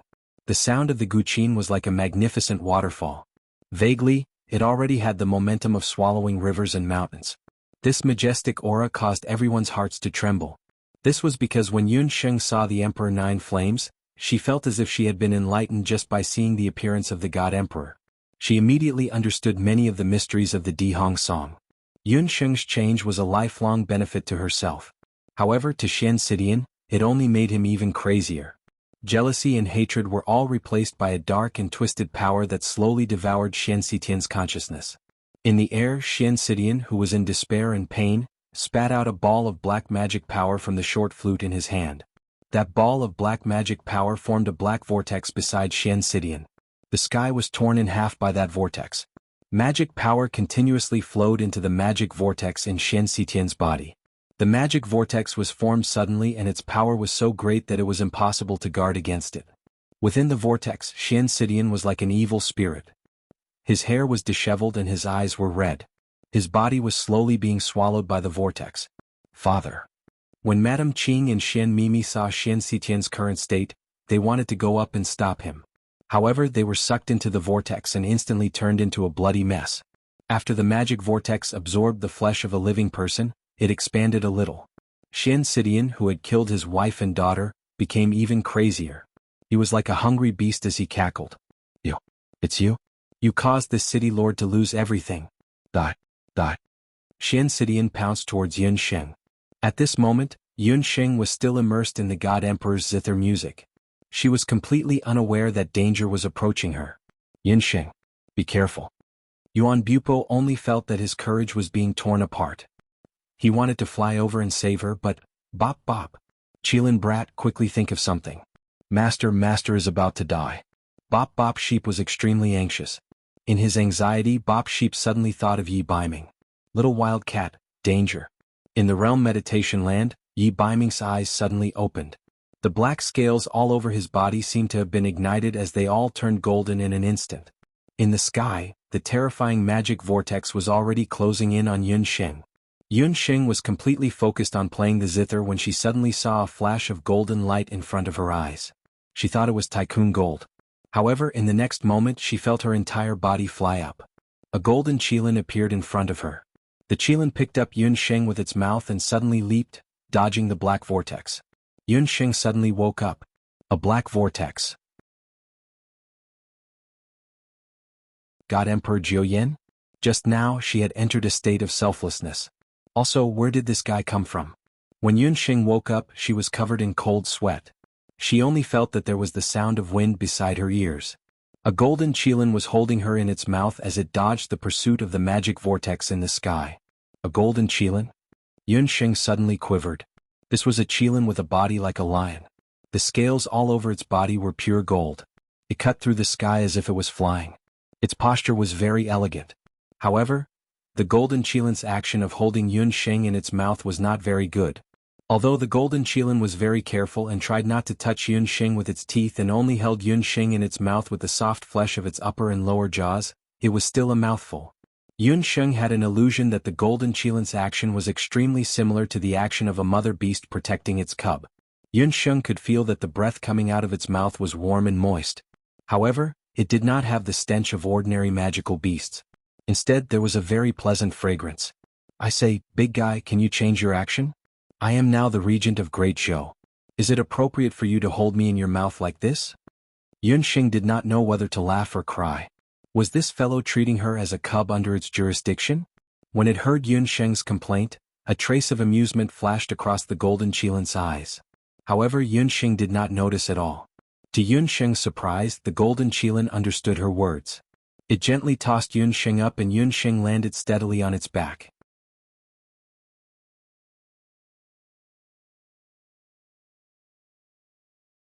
Chapter 972. Yun Sheng landed on the back of the golden qilin and was stunned for a moment. Even without a contract, this big guy could actually understand her words? Could it be that this golden qilin also had a powerful background? Big guy, what's your name?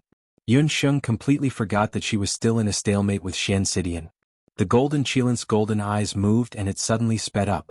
Yun Sheng was caught off guard and her body fell forward, her entire body lying on the golden qilin's back. Hey big guy, can't you be more gentle? Yun Sheng complained. The golden qilin was very fast and it suddenly accelerated in the air like a golden bolt of lightning. Yun Sheng could only hear the whistling of the wind in her ears. She had no choice but to shut her mouth and hug the golden qilin's neck tightly. Although the golden qilin had a lot of scales, they were not prickly. They were even as smooth as silk. Yun Sheng hugged it and felt its powerful heartbeat. It passed through its thick skin and scales, all the way to the bottom of her heart. An unprecedented sense of security arose in Yun Sheng's heart. In fact, this golden qilin gave her a very strange feeling. As soon as it appeared, Yun Sheng felt very secure. It was as if she could entrust everything to it. Everything? Why did she have such a strange feeling? Roar. Yun Sheng's thoughts were interrupted. The magic vortex that Xian Sidian had transformed into behind her was already closing in on her. Wherever the magic vortex passed, the wind swept away the clouds and all the magic elements and clouds were sucked into it. Xian Zitian himself had already been completely engulfed by the magic vortex. Only a pair of murky, bloodshot eyes remained within the magic vortex, swallowing and spitting as he let out a smile that made people feel refreshed. The golden qilin stopped. There were 4 auspicious clouds under its feet. It was just standing there, but it was like an immovable god. The magic vortex was actually unable to move it at all. Big guy, that magic whirlpool has dark magic power. Its devouring power is amazing. Put me down, its target is me. Yun Sheng did not want to be a burden to this golden qilin that had appeared out of nowhere. The golden qilin let out an unwilling roar. Thousands of golden rays burst out of its body like a scorching sun. It was as if a scorching sun was hanging in the sky. Yun Sheng only felt that the golden qilin body beneath her was constantly expanding. In the blink of an eye, the golden qilin's body expanded several hundred times. It was like a majestic mountain. Even the azure dragon from before paled in comparison to the golden qilin. The burning demon heart sutras qilin mirage. The golden qilin opened its mouth and swallowed the magic vortex in one gulp. Yun Sheng was dumbstruck. She didn't even know that the golden qilin had fallen from the sky. Yun Sheng, are you all right? Yuan Bupo jumped down from the city wall and was about to help Yun Sheng up. However, just as he extended his hand, the golden qilin's golden eyes glared at him fiercely. A terrifying aura that was not inferior to a godly beast's aura caused Yuan Bupo's legs to tremble. His chest felt tight and he took a few steps back. He had no choice but to retract his hand. The golden qilin seemed to be very hostile towards him. However, Yuan Bupo had no idea when he had offended the qilin. Yuan Bupo clearly saw how the golden qilin had swallowed Xian Sidian in one gulp. It could even swallow Xian Sidian, who was demonized, in one gulp. Even if the qilin was not a godly beast, it was close to one. Why are you being so fierce? He's my friend. Yun Sheng did not know whether to laugh or cry. She patted the golden qilin's head and signaled it to put her down. The ferocious-looking golden qilin obediently lowered its front limbs and allowed Yun Sheng to climb down. Bobo, well done. Bobo Sheep pounced on Yun Sheng and the golden qilin and jumped up and down. Looking at its reaction, it seemed to be very close to the golden qilin. Bobo Sheep, is this your friend? Yun Sheng was surprised and pointed at the golden qilin. The qilin was covered in golden scales. It had an elegant posture and its golden eyes seemed to be able to suck people in. For some reason, Yun Sheng felt strangely familiar when she saw the golden qilin. Earlier on, Xian Sidian almost killed Yun Sheng at the last moment. It was all thanks to the golden qilin's help. Looking at it, it seemed to be very close to Bobo Sheep. Yun Sheng naturally thought that the golden qilin was a godly beast companion that Bobo Sheep had found. Bobo Sheep, it's... Bobo Sheep wanted to say that it was the qilin boy, but the golden qilin gave it a warning look and it swallowed its words. It seemed that the qilin boy didn't want its master to know that it was Yi Baiming. Bobo Sheep, it's Bobo's good friend. It's called Gold Coin. Bobo Sheep blurted out. Gold Coin? A few black lines appeared on the golden qilin's forehead. What kind of bullsh asterisk T name was that? It roared at Bobo in dissatisfaction. Damn fat sheep, you're not a fucking dragon. Even if you like gold coins, you can't call me gold coin. Also, what was with this demon burning art? When it first started cultivating, it only said that it could control the evil energy in its body. The evil aura was indeed under control. However, after the cultivation was completed, the black qilin became a golden qilin with golden scales all over its body. However, it was also because of the golden scales that Yunxing didn't recognize it. The golden qilin was Yi Baiming's beast form. At this moment, he couldn't tell if he wanted Yunxing to recognize him or if he didn't want her to recognize him. Yi Baiming was still a little worried that Yunxing would blame him for leaving without saying goodbye last time. Fine, as long as he could stay by her side and not hurt her, he was willing even if he had to exist in the form of a golden qilin. Due to the ancient qilin curse, Yi Baiming couldn't directly transform into human form to meet Yunxing. Bobo Sheep Qilin boy, what's the meaning of that look? Be careful that I don't tell master. Bobo Sheep pouted. It was its fault for lacking in human vocabulary. It had only recently learned how to use the currency system of the boundless continent. Its recent hobby was to collect all kinds of gold coins. Its mind was filled with the results of collecting gold coins. In addition, the golden qilin's body was shining with golden light. It was no wonder that it came up with the name gold coin. Yunxing rolled her eyes and didn't have the strength to complain about this name. Bobo Sheep, help me thank it for saving me. If I have the chance to meet it again in the future, I will repay it well. Yunxing didn't expect that she had the ability to contract this powerful golden qilin. The golden qilin and Bobo Sheep were both stunned. Yunxing meant to chase the golden qilin away. Bobo Sheep, dear master, gold coin says it wants to follow you. Bobo Sheep was also anxious. What kind of joke was this? It had gone through so much trouble to reunite master and qilin boy.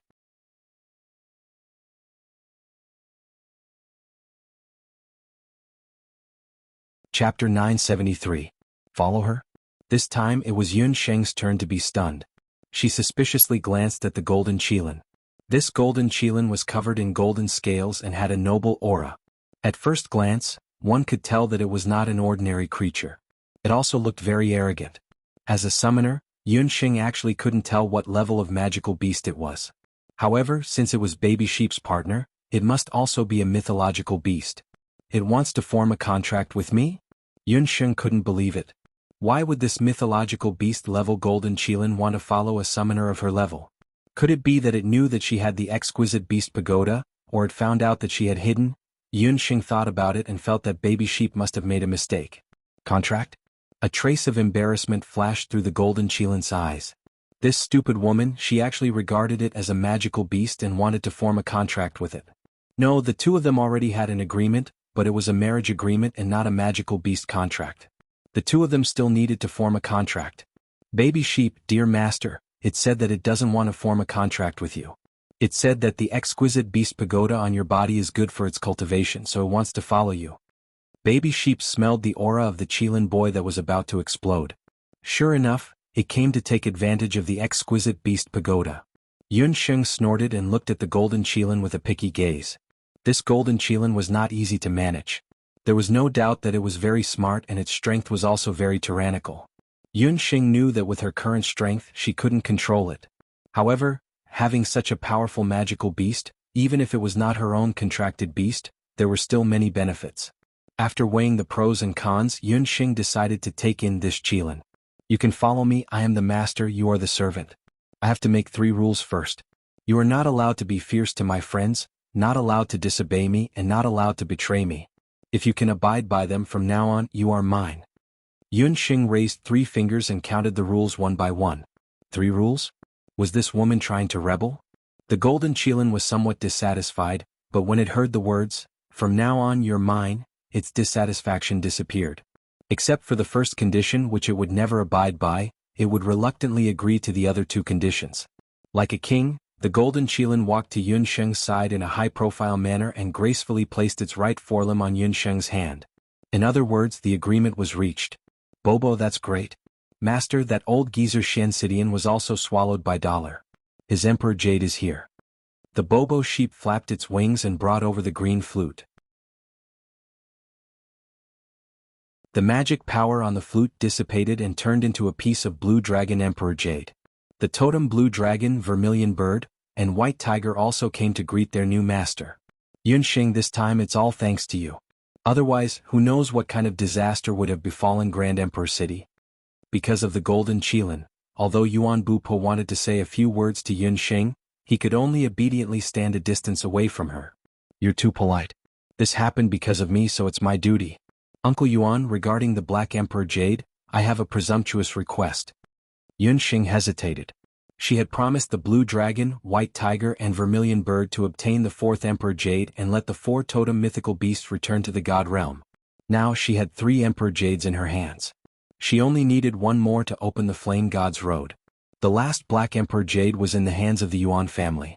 If she was not wrong, it should be in the hands of the current head of the Yuan family, Yuan Wuxia.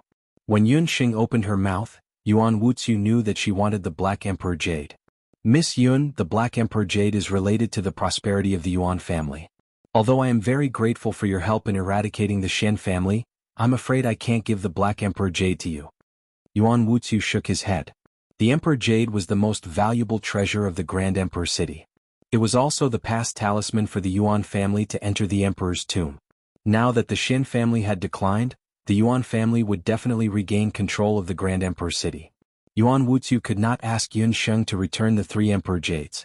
After all, the Emperor Jades belonged to Yun Sheng after they recognized their master. However, if he handed over the last Emperor Jade, it would be equivalent to handing over the secrets of the Grand Emperor City and the Grand Emperor City, as well as the greatest secret of the Emperor's tomb, to Yun Sheng. Although Yun Sheng resolved the disaster for the Grand Emperor City, as the owner of the Black Emperor Jade, Yuan Wuxia was unwilling to hand it over. Uncle Yuan, I don't want to seize the Emperor Jade. I only want to borrow the Black Emperor Jade. Yun Xing understood Yuan Wuxia's thoughts. She was an outsider after all. It was not strange for Yuan Wuxia to have such thoughts. Father, just lend the Black Emperor Jade to Yun Sheng. Other than me, no one else in the Yuan family can enter the Emperor's tomb. Yuan Bupo was vexed. Yun Sheng had helped the Grand Emperor City so much and even helped the Yuan family regain control of the Grand Emperor City. How could his father be so ungrateful? Yuan Wuxia saw his son's anxious expression and felt helpless in his heart. How could his stupid son be so stupid? Since it's inconvenient for Uncle Yuan, then I won't force you. Yun Sheng was also unwilling to force him.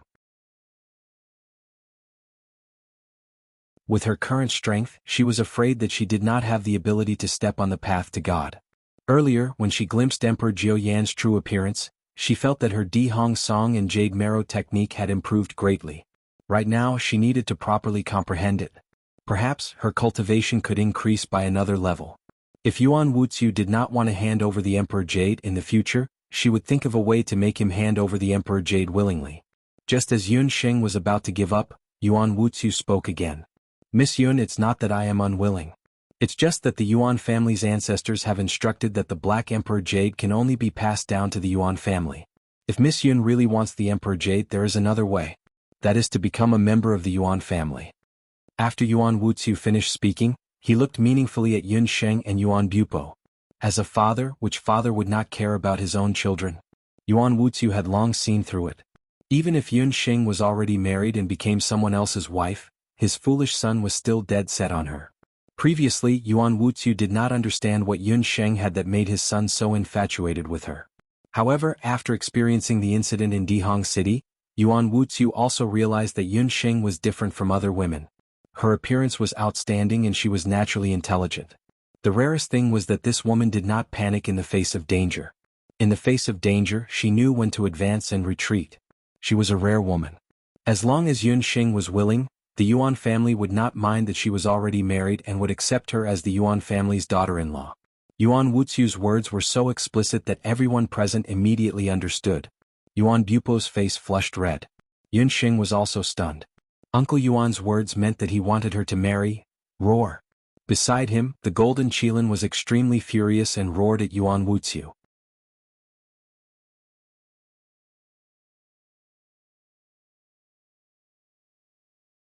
Chapter 974. The Golden Qilin's roar shocked the Yuan family's father and son. The Golden Qilin had been acting mysteriously since it showed up. However, everyone knew how powerful it was. Earlier on, it had been lying beside Yun Sheng obediently after making an agreement with Yun Sheng. Now that it stood up, it released its terrifying aura that was comparable to that of a godly beast. The Golden Qilin was not small. When it stood up, it was about the same height as an adult man. At this moment, anger burned in its golden eyes like flames. The golden scales all over its body exploded one by one. It looked incomparably angry. In fact, Yi Baiming could not speak human language at that moment. If he could speak, he would have scolded them without caring about Prince Regent's manners. What was the meaning of this? He had seen shameless people, but he had never seen such shameless people. The father and son dared to steal his woman in front of him. He was not dead yet. His woman could not remarry. Shut up, gold coin. Can't you see that I'm talking to Uncle Yuan? Let's make an additional agreement. When I'm talking to others, don't interrupt. Yun Xing was embarrassed. She tried her best to appease the golden qilin that had suddenly gone crazy. However, the golden qilin's outburst had resolved her embarrassment. She understood what Yuan Wuxia meant. She could sense that Yuan Bupo had feelings for her. However, she could not accept Yuan Bupo. Yun Xing's soft fingers gently caressed the golden qilin's neck as if she was stroking its fur. Yi Baiming only felt that his anger was forcefully suppressed by her caressing actions. Uncle Yuan, I can't accept your kindness. Although in the eyes of others, I'm just a living widow. Yun Xing felt a lump in her throat and she stopped caressing the golden qilin. Living widow was how many people saw Yun Xing. Yi Baiming had gone missing and there was no news of him until now. Yun Xing waited for him, temporarily acting as the Prince Regent. Deep down she didn't know when Yi Baiming would return. Even if he came back, what should they do about the curse of the ancient qilin that was in front of them? It was clearly a parting of life, but it was as painful as a parting of death. Upon hearing the words living widow, Yi Baiming felt a suffocating pain in its heart. It stopped roaring and stuck out its soft tongue to lick the back of Yun Xing's hand. As if feeling the golden qilin's comforting words, Yun Xing felt a surge of strength in her heart. Yun Xing, why are you doing this? Yuan Bupo had already guessed the answer. Yun Xing was a determined person. Once she had decided on someone or something, she would never change her mind. I'm not bitter at all. I know that he will come back. Right now, he has no choice but to leave because of his difficulties. That man has never been an irresponsible person. As long as he doesn't come back, I'll wait until the day I die. Yun Xing's words were nothing special. She spoke as if she was talking about daily life. However, her words were as heavy as 1,000 pounds in the ears of the people present. A young woman in the prime of her life had said such words for a man who might not come back for the rest of his life. Yi Baiming felt a surge of sweetness after a sharp pain in his heart. He knew that Yun Xing was talking about her vow. She was using her most special method to wait for his return. He wouldn't let the wild cat down. Before it found a way to return to its human form, he would use his most special method to guard his woman. Yuan Bupo lowered his head. He knew that he would never be able to win Yun Xing's heart in this lifetime. However, Yuan Bupo smiled calmly. He could vaguely see the young man who had met Yun Xing for the first time. Yun Xing, as long as Yi Baiming doesn't come back, you'll wait for him. As long as he doesn't come back, I'll wait for you too. Is that okay? She could wait, so could he. As long as Yuan Bupo had his eyes on the woman, he would wait for her and pursue her even if the seas ran dry and the rocks crumbled. The golden qilin didn't just roar this time. It bent its front limbs and its golden body pounced on Yuan Bupo like a speeding arrow. Instead of talking, it was better for men to fight. If he didn't kill Yuan Bupo, his name wouldn't be Yi Baiming. I've said it before. Don't yell at my friend. Yun Xing's exasperated voice, accompanied by the golden qilin's roar, echoed in the sky above Grand Emperor City. Time flew by. 3 years later, in the regent of Great Zhou's residence. The spring day was just right. The warm breeze, accompanied by a few rays of dawn, passed through the open window and shone into a room. A woman was sleeping on a large carved bed with her clothes on. Her long black hair fell on her shoulders. The woman was only wearing a thin silk dress. Her curvaceous figure was very alluring. A few rays of sunlight shone on the woman's face. The woman was still in a deep sleep. 2 charming dimples appeared on her rosy cheeks. Perhaps the sunlight had interrupted her beautiful dream. The woman turned around. She flipped around and suddenly realized that her chest was heavy. She couldn't move her body and there was a faint chill in her chest. As if she had sensed something, her eyelids moved and she opened her eyes. The woman's eyes suddenly widened, and her face flushed red in an instant. A palm covered in golden scales reached into her clothes and landed on her 2 soft lumps. Immediately after, the woman cursed and kicked with her long leg. She didn't care if her lower body was exposed and kicked to the side. It turned out that the woman wasn't the only one sleeping on the large carved bed. There was also a golden qilin lying there. The qilin's figure was very tall and almost took up half of the bed. The golden qilin had already sensed the woman's awakening. As if it had already expected the woman's actions, it arched its body gracefully like a cheetah and dodged the woman's attack. It spread its limbs and continued to lie on the woman's body calmly. Unfortunately, the woman had woken up and the opportunity to take advantage of her was gone. Dollar, you climbed onto my bed again. We made a pact. You're not allowed to climb onto my bed again. The golden qilin yawned. Its golden eyes had a hint of ridicule. A pact? What 3 rules? The two of them, husband and wife, had made a 3-point agreement. There were probably more than 100 agreements. This woman made a pact every day. However, it was all one-sided. He didn't agree to it.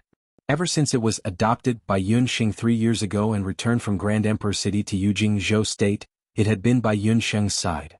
Although Yi Baiming was still in his beast form, mentally he was a completely normal man.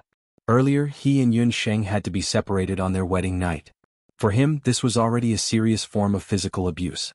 It had finally returned to Yun Sheng's side.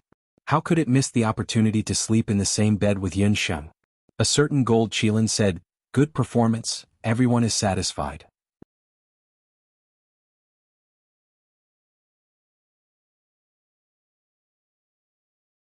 Chapter 975.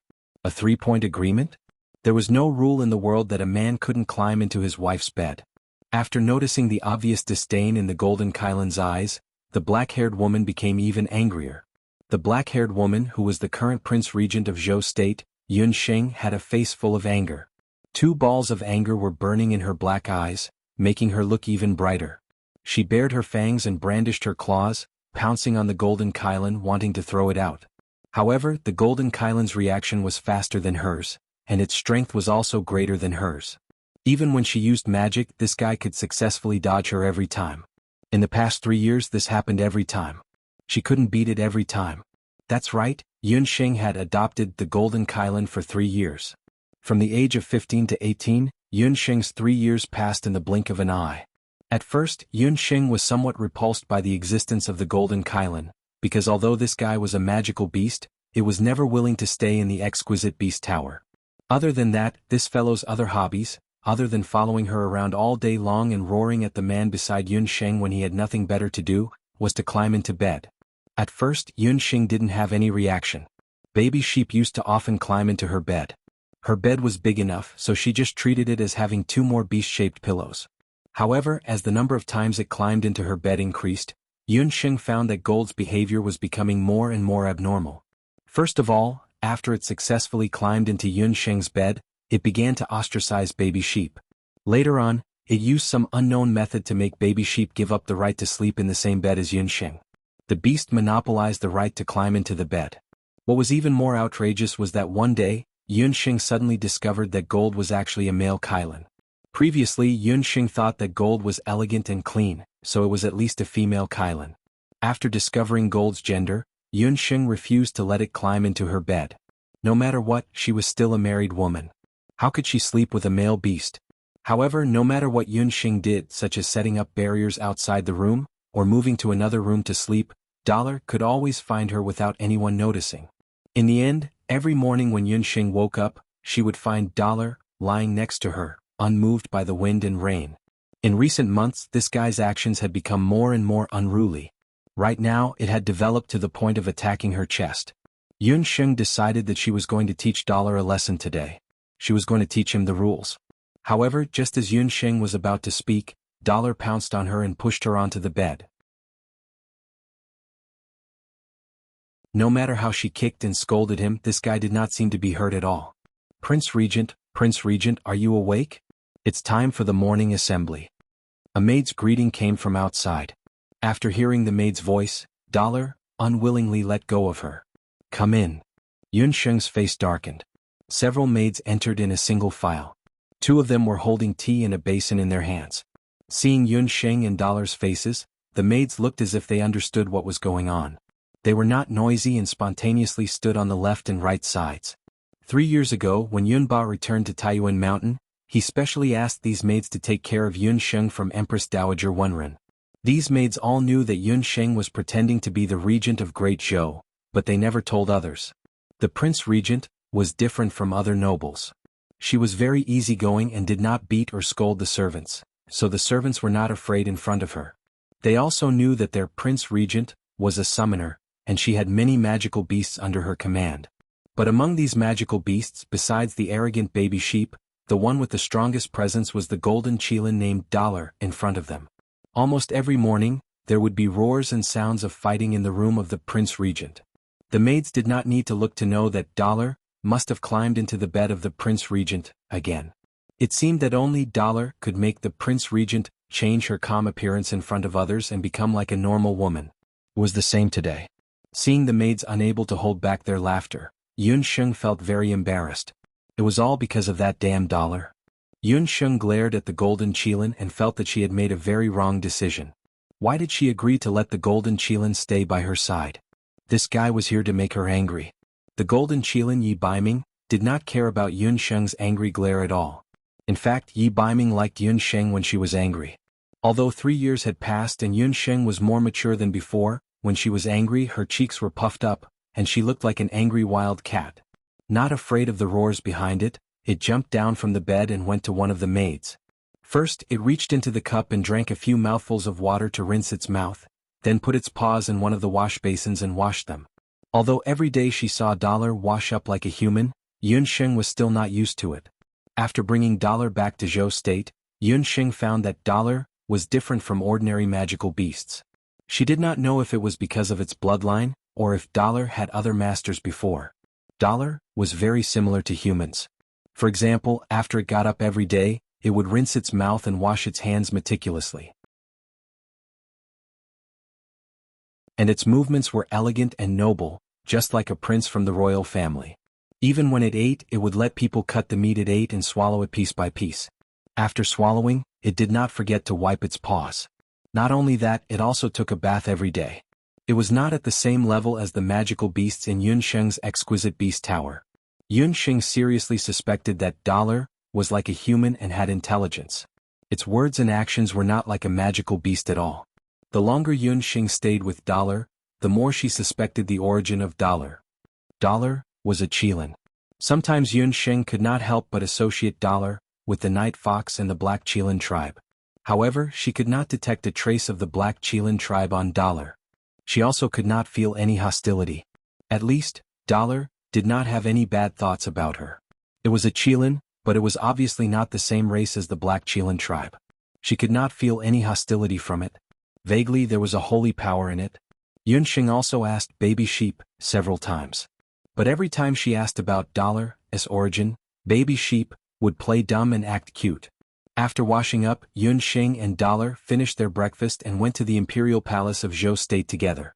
There Yun Sheng would preside over the morning court with Empress Dowager Wenren as Prince Regent. This was the daily task that Yun Sheng had to complete for 3 years.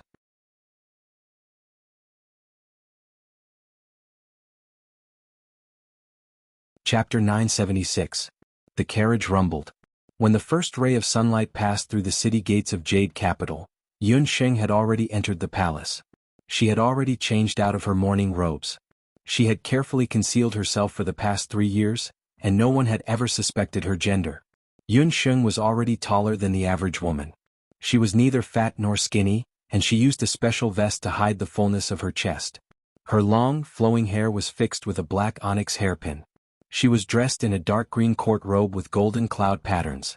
Her dark eyes were deep and she looked very elegant. It was early spring, and there was still a trace of the cold night in the corridors of the palace. There was still half an hour before the morning court, but the palace was already bustling with activity. The palace maids removed the soul stones in the illumination magic array. Yun Sheng and the golden qilin behind her shuttled through the corridors of the palace. "Good morning, Prince Regent." "Good morning, Lord Gold Coin." The palace maids and guards who hurried past bowed respectfully to Yun Sheng. A few young palace maids blushed when they saw the smiling Prince Regent. After Yun Sheng walked far away, a few palace maids who were in love finally dared to whisper, "The Prince Regent is really good looking. If only he would like me." Put away those thoughts. The Prince Regent already has a consort. The Regent of Great Zhou had married 3 years ago. Although the Prince Regent's consort had contracted a terrible disease after marriage, She had been recuperating in the prince's residence for the past 3 years and had never appeared in front of anyone. However, the prince regent was infatuated with the prince regent's consort, and he had never thought of taking in another concubine. This broke the hearts of the young noble ladies in Jade Capital who were in love. If one were to ask who had risen the fastest in the past 3 years on the boundless continent, it would undoubtedly be the regent of Great Zhou Yi Baiming. In the past few years he was the most famous young talent on the continent. Now his fame was on par with later Qin Dugu Xiu, Immortal Abode Divine Wind King, Penglai Prince Regent Ji Rumo, and Dharma Temple Magistrate Xia Wenxiu. He was already recognized as one of the Wuji 5 gems. To be exact, the Prince Regent of Zhou State was undoubtedly the #1 person in the Wuji 5 Jade Annulus. Of the Wuji 5 Annulus, Tang Yuan and Li Xiao had long died in a foreign land. As for the other 3, after later Qin's Dugu Xiu ascended the throne, they gave up on the trend of expanding their territory in the early years.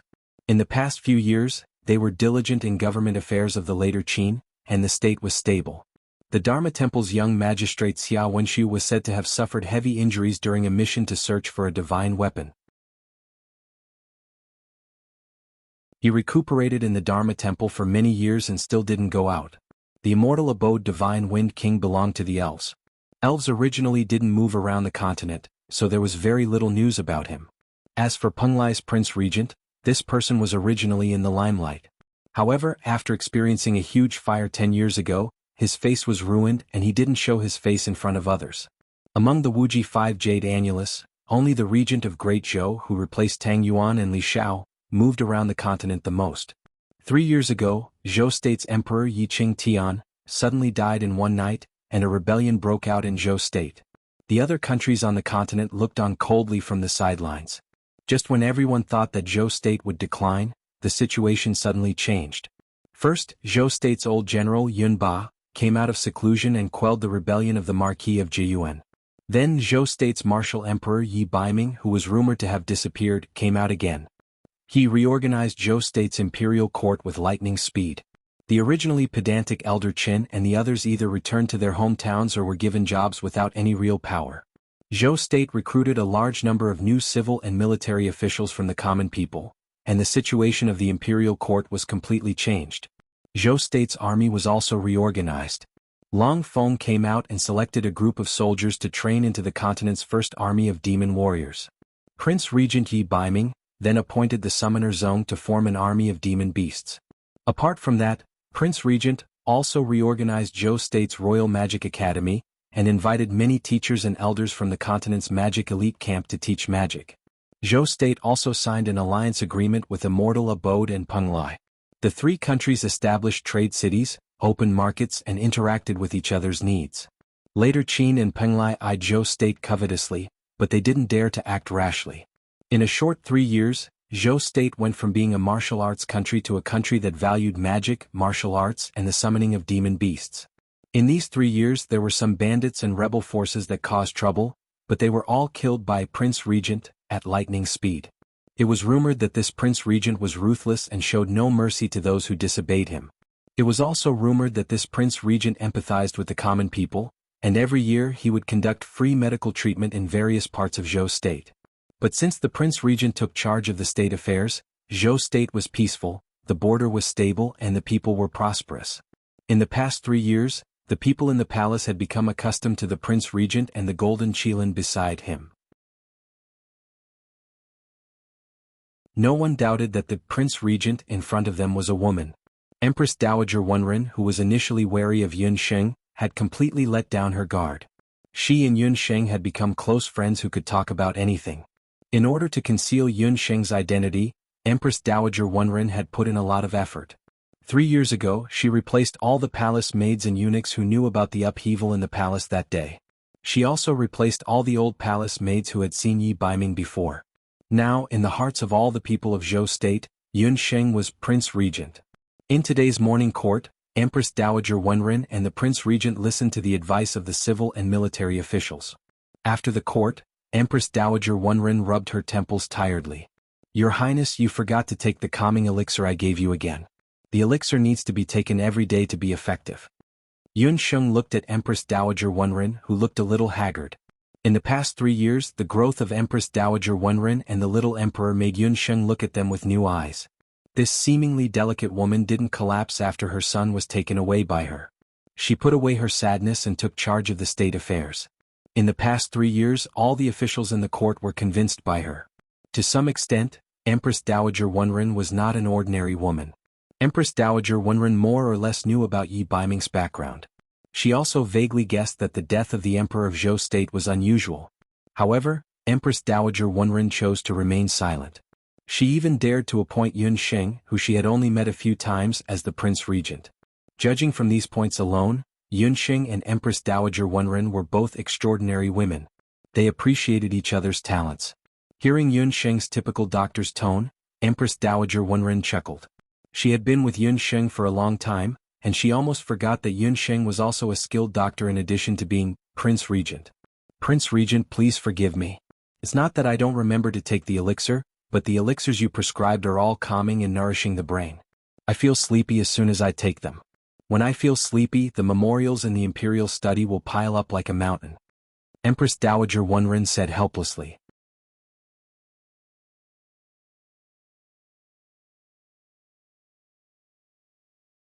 Chapter 977. It was not easy to be the emperor of Zhou state. When Yi Baiming was there, Empress Dowager Wenren and the little emperor had an easy time. Now the prince regent was not there. Although Yunsheng was good in other aspects, she was far from enough in government affairs. Empress Dowager Wenren and Yunsheng discussed that they would preside over the morning court together. Other than that, they would take turns to read the memorials. Empress Dowager, you don't have to worry about the memorials. I'll help you solve them. You just have a good rest these days, Yunsheng said in a casual tone. Prince Regent, don't you hate reading memorials the most? Empress Dowager Wenren knew that Yunsheng was sharing her worries. But when she thought of the first time she saw Yunsheng reading memorials in the imperial study, a smile appeared on her beautiful face. Yunsheng laughed awkwardly. I recently found a way to read memorials quickly and effectively. Don't worry, Empress Dowager. Empress Dowager Wenren was puzzled. But Yunsheng did not want to say more, so she did not ask more. Empress Dowager Wenren was relieved and handed the memorials to Yunsheng. Then she went to rest first. Let's go. The memorials are waiting for us. Yunsheng patted Gold Coin's head. They walked to the imperial study together. That's right. Yunsheng's so-called method of quickly reviewing memorials was gold coins. A demonic beast could read memorials and make accurate judgments. If this thing was known to others, it would frighten a lot of people. But dollar was just that magical. This was also the reason why Yunsheng was still reluctant to drive Gold Coin away, even though she was annoyed by its bad behavior of climbing on her bed countless times. It was embarrassing to talk about it. She was a student who graduated from a modern medical college. She was not afraid of magic, medical skills, or summoning. But she was afraid of small memorials. In the first few years after the little emperor was sent away by Yunsheng, the memorials were read by Yunsheng and Empress Dowager Wenren in turn. When Yunsheng entered the imperial study for the first time, she was baffled by the number of memorials in the imperial study. Yunsheng was good at everything, but her biggest problem was that she had difficulty making choices. Moreover, the choices she had to make were not ordinary choices. They were all important matters that concerned the citizens, soldiers, and politics of Zhou state. In the first few days, Yunsheng was so overwhelmed by these memorials that she almost couldn't sleep. But one day she burned the midnight oil to write memorials and fell asleep. She woke up in the middle of the night and found that Dollar was flipping through the memorials. It turned out that Dollar couldn't find Yunsheng at night, so it came to the imperial study. Fearing that Dollar's sharp claws would tear the memorials, Yunsheng stepped forward and was about to make a three-point agreement with Dollar. She suddenly found that there was a pile of memorials next to Dollar. They were all stamped with the seal of the Prince Regent. And they were all memorials that she had been hesitating about. Those that agreed were all stamped, and those that disagreed were thrown aside. Yunsheng tried a few times and found that the memorials approved by Dollar always had excellent results without exception. Over time, Yunsheng simply brought Dollar with her every time she read memorials. Dollar also found out Yunsheng's intention. At first it was proud and unwilling. In the end, it couldn't resist Yunsheng's flattery and soft pleading, so it took over the task of reading memorials. The effect of Dollar reading memorials in a day was comparable to her reading memorials in a month. Later, Yunsheng read medical books in the imperial study, and Dollar read memorials there. The two divided the work, but they were happy. Over the past few days there hadn't been many memorials. Dollar spent half a day reading through them all. After reading the memorials, it walked to Yun Sheng with a book in its mouth. Yun Sheng glanced at it and found that it was not an ordinary government memorials, but an invitation letter. The letter was sent from Penglai, and it was signed by the Prince Regent of Penglai. Prince Regent of Penglai Jirumo? Seeing the three beautiful words, Yun Sheng raised her eyebrows. Yun Sheng had heard some rumors about Jirumo of Penglai, but she had never seen him. Penglai was a country respected by the Zhao state. There was an emperor and a king in the country. The emperor referred to the Emperor Zhao in red, and the king referred to the Prince Regent of Penglai. Although there was an emperor and a king, when it came to real power the emperor and the king were neck and neck. The Emperor Zhao in red was in charge of the Zhao state, and the Prince Regent of Penglai was in charge of the government affairs of Penglai. Jirumo was now the Prince Regent of Penglai. As for Jirumo, he ranked first in the Wuji Five Walls. In addition to being the oldest, Jirumo was also a rare handsome man. It was said that when the concubine of Penglai of Gojoseon was pregnant with Jirumo, there was a bright moon in her arms. When Jirumo was born there was an ancient mythological beast in Penglai. However, when he was 10 years old, such a person with an equally outstanding family background and appearance encountered a fire in his eyes. During the fire, Jirumo's face was ruined. Since then Jirumo had never walked around the mainland. But today he wrote a letter. Yun Sheng opened the letter. It was actually written by Jirumo himself. The letter said that recently someone found that the Dutian Beast blood sector was very unstable. The Dutian blood seal was faintly collapsing.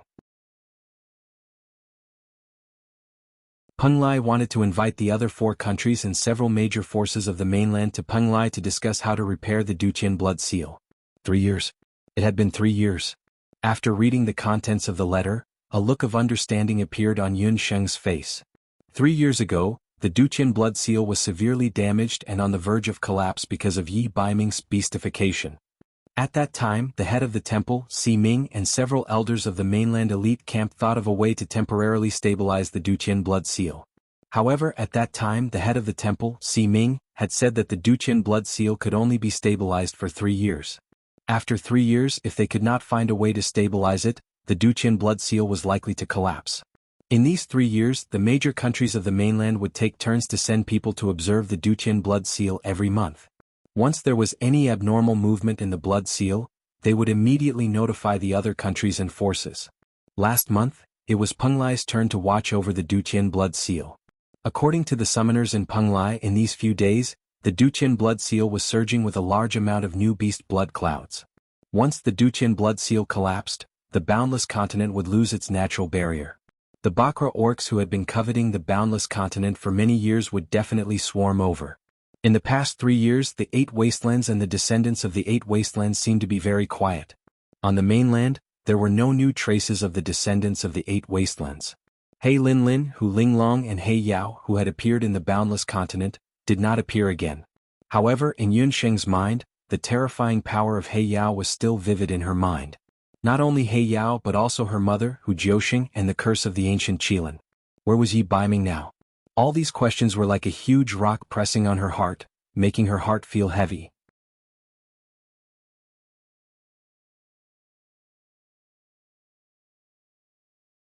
Chapter 978. In addition to the Bahuang tribe, Yun Sheng was also worried about later Qin, Duguxiu, Madame Qi Bai, and the others. They seemed to be very quiet in the past few years, but would the blood of the descendants of the Bahuang tribe in them really stay quiet? When Jirumo invited the regent of Great Zhou, he must have also invited the other 3 countries, the Dharma Temple, the Hunters Guild, and the elite camp of the mainland. It seems that I have to go to Penglai this time. Yun Sheng already had an idea. The Golden Qilin glanced at the letter with a complicated expression. The invitation letter asked the major countries to be at Penglai before the 15th of next month. Yun Sheng decided to tell this news to Empress Dowager Wenren and, on the north side of the imperial palace, there was an open space paved with long stones. This was the drill ground of the imperial palace of Zhou state. Outside the drill ground, there were all kinds of stone beasts that weighed from 250 kilograms to more than 10,000 kilograms. Beside the drill ground, there were all kinds of weapons that shone coldly under the hot noon sun. The sunlight shone through the dense leaves and onto the ground, making the ground mottled. A few teenagers were squatting in a horse stance, and there was an incense stick beside them. These children were all about 10 years old, which was the most suitable age to learn fighting energy and magic. A person stood in the middle of the children. Wearing only a warrior's robe, the local tycoon, Golden Qilin, had his hands behind his back and was supervising the group of teenagers like a teacher. His cold gaze fell on the boy on the easternmost side most often. The young man was slightly taller than the other children. He had a handsome appearance, and he exuded the majesty of a young emperor. His warrior's robe was soaked, and the incense stick beside him was thicker than the average child's by half. When the Golden Qilin saw the boy's hard work, a thoughtful look flashed across its eyes. Prince Regent, Lord Golden Qilin. When they saw Yun Sheng and the Golden Qilin walking over, they greeted them. The teenagers greeted them loudly. Although they were greeting them, their bodies remained motionless. The young man on the east side didn't say anything when he saw Yun Sheng. He only raised his head arrogantly. This person was the little emperor of Zhou State, Yi Beiqing. 3 years had passed, but he still had some prejudice against Yun Sheng. In Yi Beiqing's opinion, no matter how much Yun Sheng had done for Zhou State in the past 3 years, she was still a thief who had snatched his imperial brother Yi Baiming's throne as the Prince Regent, through coercion and bribery. 3 years ago, Yun Sheng forced Yi Beiqing to move to the palace furthest away from Empress Dowager Wenren. Then she threw the 7-year-old Yi Beiqing into the Heavenly Hunting Corps for 2 years. Those 2 years were the most difficult years of Yi Beiqing's life. None of the men in the hunting corps knew Yi Beiqing's identity. They did not treat him as a 7-year-old child either. Yi Beiqing would train the hunters the same way. When they went on missions, Yi Beiqing also went on missions. It was there that Yi Beiqing tasted blood. It was also there that he earned his first gold coin with his young and trembling hands. It was also his first time fighting with someone to snatch a mission.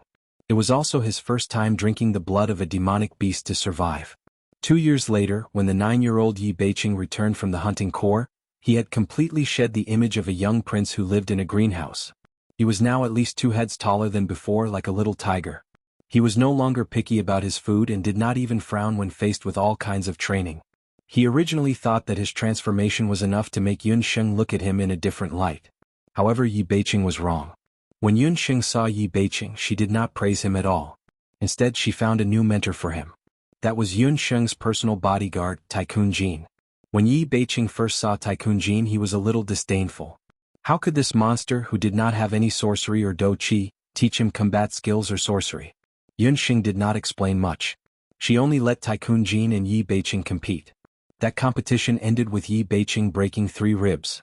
Yi Beiqing also obediently shut up and acknowledged Tycoon Jin as his mentor. In Tycoon Jin's eyes, he only recognized 2 people. One was Yun Sheng, who refined him, and the other was Yi Baiming, who trained him. Other than these 2 people, he did not care about the little emperor of Zhou State or the warrior sage. That was why Yun Sheng chose him as Yi Beiqing's mentor. Judging from the results of the training in the past year, Tycoon Jin and the little emperor were indeed a good match. Little emperor, 3 years have passed. You're almost qualified to be the emperor again, Yun Sheng suddenly said after observing from the side for a while. As soon as Yun Sheng finished speaking, a crack appeared on the cool face of the little emperor, Yi Baiming, which was somewhat similar to Yi Baiming's. Did he hear wrongly? That woman, did she just say that she wanted him to be the emperor again? God knew that Yi Beiqing had been waiting for this sentence every moment for the past 3 years. The implication of this sentence was that he, Yi Beiqing, had finally obtained this woman's approval. However, if he became the emperor again, did that mean that as the Prince Regent, Yun Sheng was going to leave? For some reason, the little emperor, Yi Beiqing, did not feel the joy he had expected. Instead, he felt a sense of loss. Humph, you're indeed a fickle woman. It's only been 3 years and you're already planning to abandon Zhou State, abandon Imperial Brother and leave, the little emperor said coldly. Tsk, you don't learn the good things and learn the bad things. You and Yi Baiming are really brothers. You've learned a lot from him. You can't bear for me to leave, so you told me the truth. You insisted on making me angry. I'll only be happy if I use magic to turn you into a pig's head. Yun Sheng shrugged and exposed Yi Beiqing's words with one sentence. Yi Beiqing's little face flushed red when he saw that his thoughts had been seen through. He looked like a red-hot charcoal head. If that's not the case, why do you want to leave? You clearly said that you'll take care of Zhou State. Yi Beiqing had unknowingly regarded Yun Sheng as an indispensable part of Zhou State. I said 3 years ago that I'm only taking care of Zhou State temporarily. 3 years have passed. You, this pile of mud, are finally presentable. You have Qingbai in literature, Bu Jiuxiao in martial arts, and a group of young talents. Little Emperor, you're no longer the flower in the greenhouse 3 years ago. It's time for you to graduate. Little Emperor, you've done well in the past 3 years.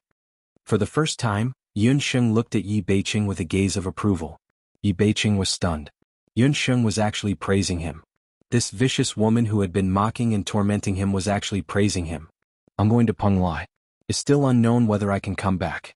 Zhou State will have to rely on yourself in the future. Yun Sheng waved her hand coolly, turned around and left without looking back. Wait. Imperial sister-in-law? You must come back.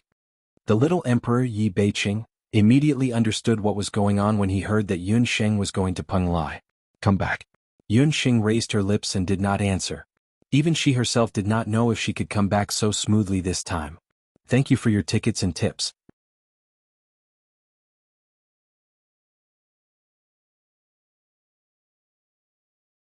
Chapter 979. Yun Sheng did not turn back. Behind her, the golden qilin turned its head and glanced at Yi Beiqing under the scorching sun. There was a trace of relief in its eyes. It flicked its tail and followed Yun Sheng.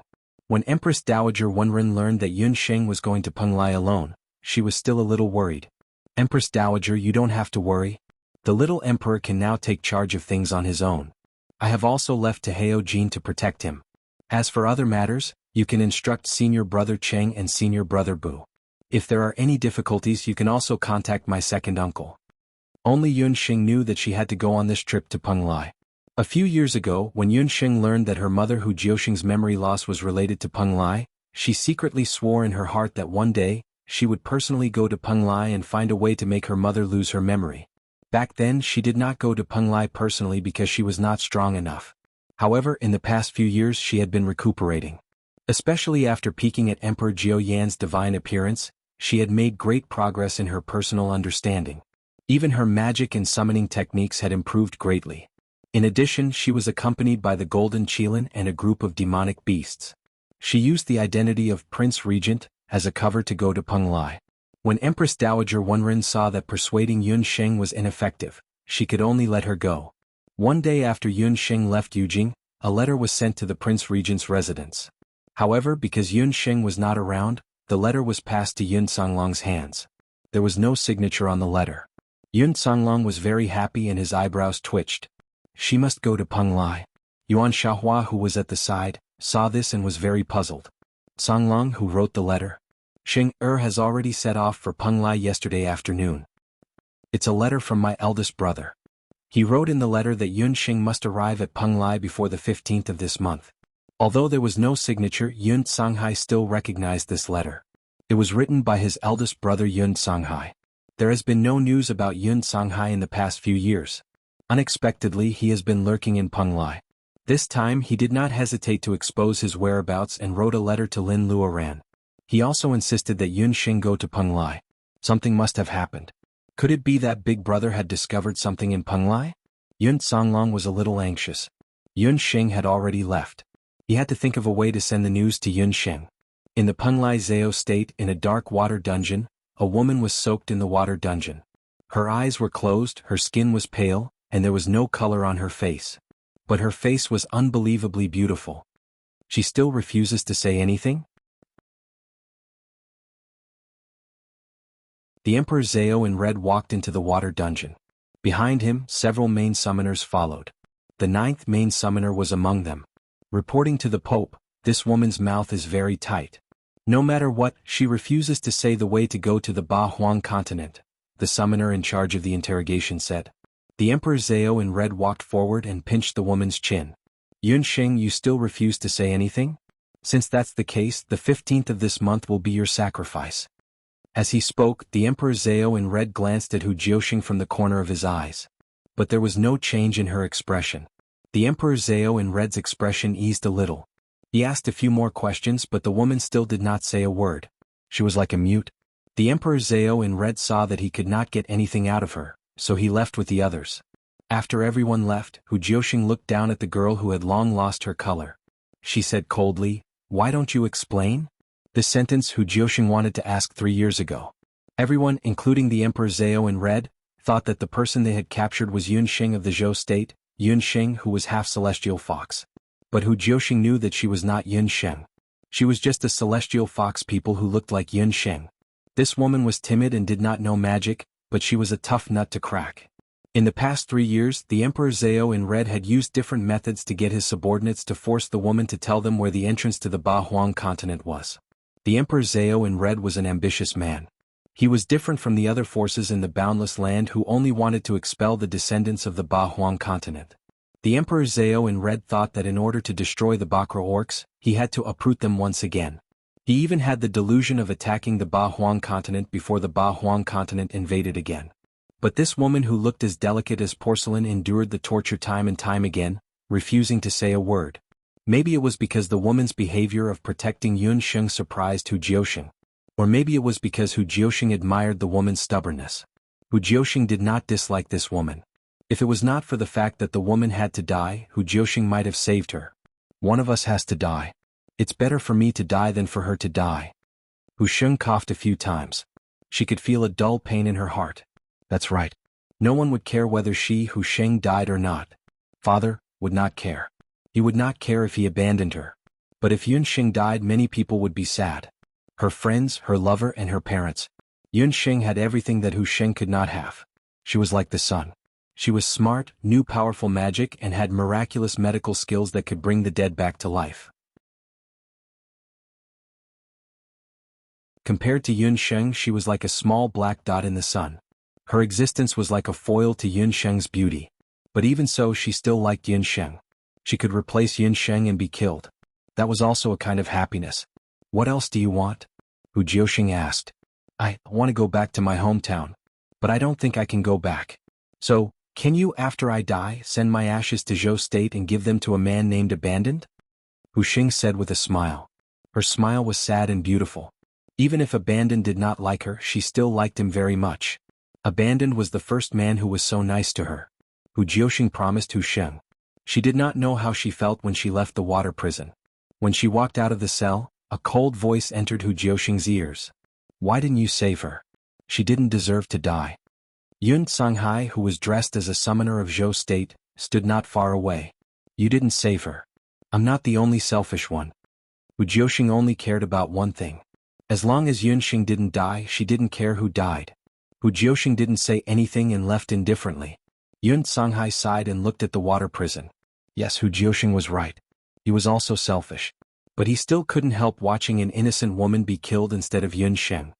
He had written a letter to inform Yun Sheng and asked her to come to Penglai as soon as possible.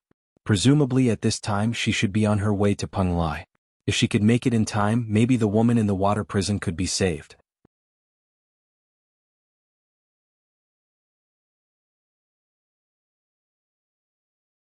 Chapter 980. At this time Yun Xing was ready to set off for Penglai. She first went to inspect the medical centers. After confirming that there were no mistakes, she obtained first-hand information about Penglai. Although it was called information, the information was pitifully little. That's strange. There's no information at all. Penglai is like a blind spot in the mainland. In the inn, Yun Xing was frowning as she flipped through the information in her hands. Before Yun Xing left Yujing, she had entrusted Long Hua and Long Feng to gather this information. Yi Baiming's Dark North Guards were not only an outstanding elite troop, but they were also an intelligence team. There were many Dark North Guards who had been hiding in various countries and major powers all year round. That was why Yi Baiming had been able to get a map of later Qin's palace so easily in the early years. Before going to Penglai, Yun Xing had specially gathered all kinds of information about Penglai. However, after checking, Yun Xing realized that there was very little information about Penglai. Other than the fact that Penglai was an island country surrounded by bad seas, that the Prince Regent of Penglai was Ji Rumo, and that the biggest sect in Penglai was the Zhao state, there was no other information. In terms of danger to Yun Xing, Penglai was even more dangerous than later Qin. In later Qin at least there was Duguxiu. However, Penglai was under the control of the Zhao state. In the past few years, Yi Baiming's Dark North Guards had done a thorough investigation of the major countries and major powers on the mainland. Yun Xing could even find out about the situation of the Dharma Temple. However, Penglai was the only place that was forbidden. Penglai, which was known as the Summoning Nation, was the most mysterious existence on the mainland. The Emperor Zhao in Red of Penglai was one of the few Emperors Zhao in the world. It was said that the Emperor Zhao in Red's magical beast was a terrifying existence. The Emperor Zhao in Red's mythical beast was a real mythical beast. It was not like the green dragon totem that Yun Sheng had encountered when she fought with the city governor of Grand Emperor City.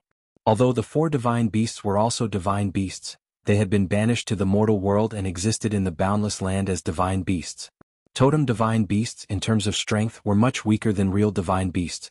Therefore, in terms of true strength, the Emperor Zhao in Red of Zhao State was far more powerful than the city lord of Grand Emperor City.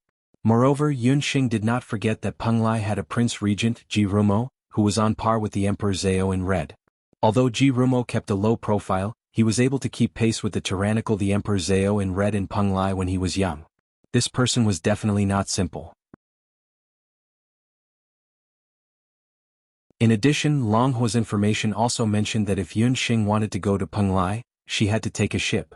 This was because Peng Lai was an island country surrounded by the sea. There were also some demonic beasts around the Peng Lai Sea, so she had to be careful. It was best to take a large empty ship or be escorted by a powerful hunting group. It seemed that this trip to Peng Lai was already full of difficulties before it even started.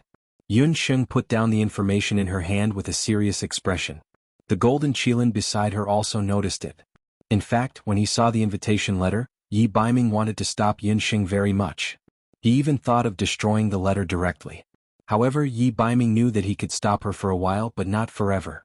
The relationship and hatred between Peng Lai and Yun Sheng had been doomed as early as Yun Sheng was born. Yun Sheng would go to Peng Lai one day. The Yun Sheng that Yi Baiming knew was someone who would repay kindness and avenge hatred. Many years ago, the Peng Lai Zhao state harmed Yun Sheng's family and made them homeless. The Peng Lai Zhao state was related to the safety of Yun Sheng's parents. In the past 3 years, because of the burden of the Zhou state, Yun Sheng had not investigated the memory loss of her mother, Hu Jiusheng. But now the little emperor had gradually matured. Empress Dowager Wenren had the support of Cheng Bu and the Baiming guards. The time was ripe for Yun Sheng to go to Peng Lai. Therefore, after weighing the pros and cons, Yi Baiming decided to accompany Yun Sheng. Even if his woman had to go through a mountain of swords and a sea of fire, he would accompany her without frowning. At this time, Yi Baiming found that being a magical beast was still very beneficial. At least, he could put down all his responsibilities and accompany Yun Sheng anywhere. A few days after Yun Sheng's departure, several other countries and forces on the mainland also received the invitation letter from Peng Lai Ji Rumo. In the later Qin Imperial Palace, Dugu Xiu stared at the letter from Peng Lai Prince Regent Ji Rumo, lost in thought. His expression was uncertain. No one knew what he was thinking. Do you plan to go in person? Madame Chibai walked in. Ji Rumo specifically invited me to go. The other countries should also send important people. The immortal residents Holy Wind King and the Regent of Great Zhou will all go. When Dugu Xiu said the words Zhou State, there was a trace of disappointment in his eyes. Since they all went, she would also go. 3 years ago, when he learned that the Regent of Great Zhou had reappeared in the eyes of the world, Dugu Xiu had already guessed that the he who was praised by the whole Zhou state was her. Yi Baiming was affected by the ancient Qilin's curse and turned into a beast. As long as he couldn't break the curse, he couldn't appear in front of people. Dugu Xiu still clearly remembered Yun Sheng's expression when she learned about the ancient Qilin's curse. Yun Sheng, that stubborn woman, had completely recovered from the pain. She replaced Yi Baiming as the Prince Regent for 3 years. This woman once again made him look at her in a new light. In these 3 years, Zhou state went from weak to strong. The changes were witnessed by everyone. Humph, you want to see that woman, right? Madame Chibai said sourly. Madame Chibai was one of the few people who knew Yun Sheng's true identity. However, because of Dugu Xiu's warning, she didn't dare to expose Yun Sheng's identity. Although Dugu Xiu let Yun Sheng go 3 years ago, he seemed to be busy with government affairs and didn't do anything unusual. Like before, he recruited many beautiful women into the palace every year. However, Madame Chibai knew that no woman had entered Dugu Xiu's heart. He only cared about Yun Sheng. What you couldn't get was always the best. The later Qin Emperor Dugu, who was pursued by thousands of girls, fell in love with a woman who had already been married. After Dugu Xiu ascended the throne, he moved into the Imperial View Palace, and the original Crown Prince's mansion was empty. However, on a certain day every month, he would go to the Crown Prince's mansion. When he went to the Crown Prince's mansion, he would only stay in one place all night, which was the stepping snow garden where Yun Sheng had lived for a few months. That place was as intact as before, and it was exactly the same as when Yunsheng had lived there. Even if Duguxiu couldn't marry Yunsheng because of the ancient Qilin's curse, he had already lost his heart. In these 3 years he had never touched Zhou State because that woman was in Zhou State.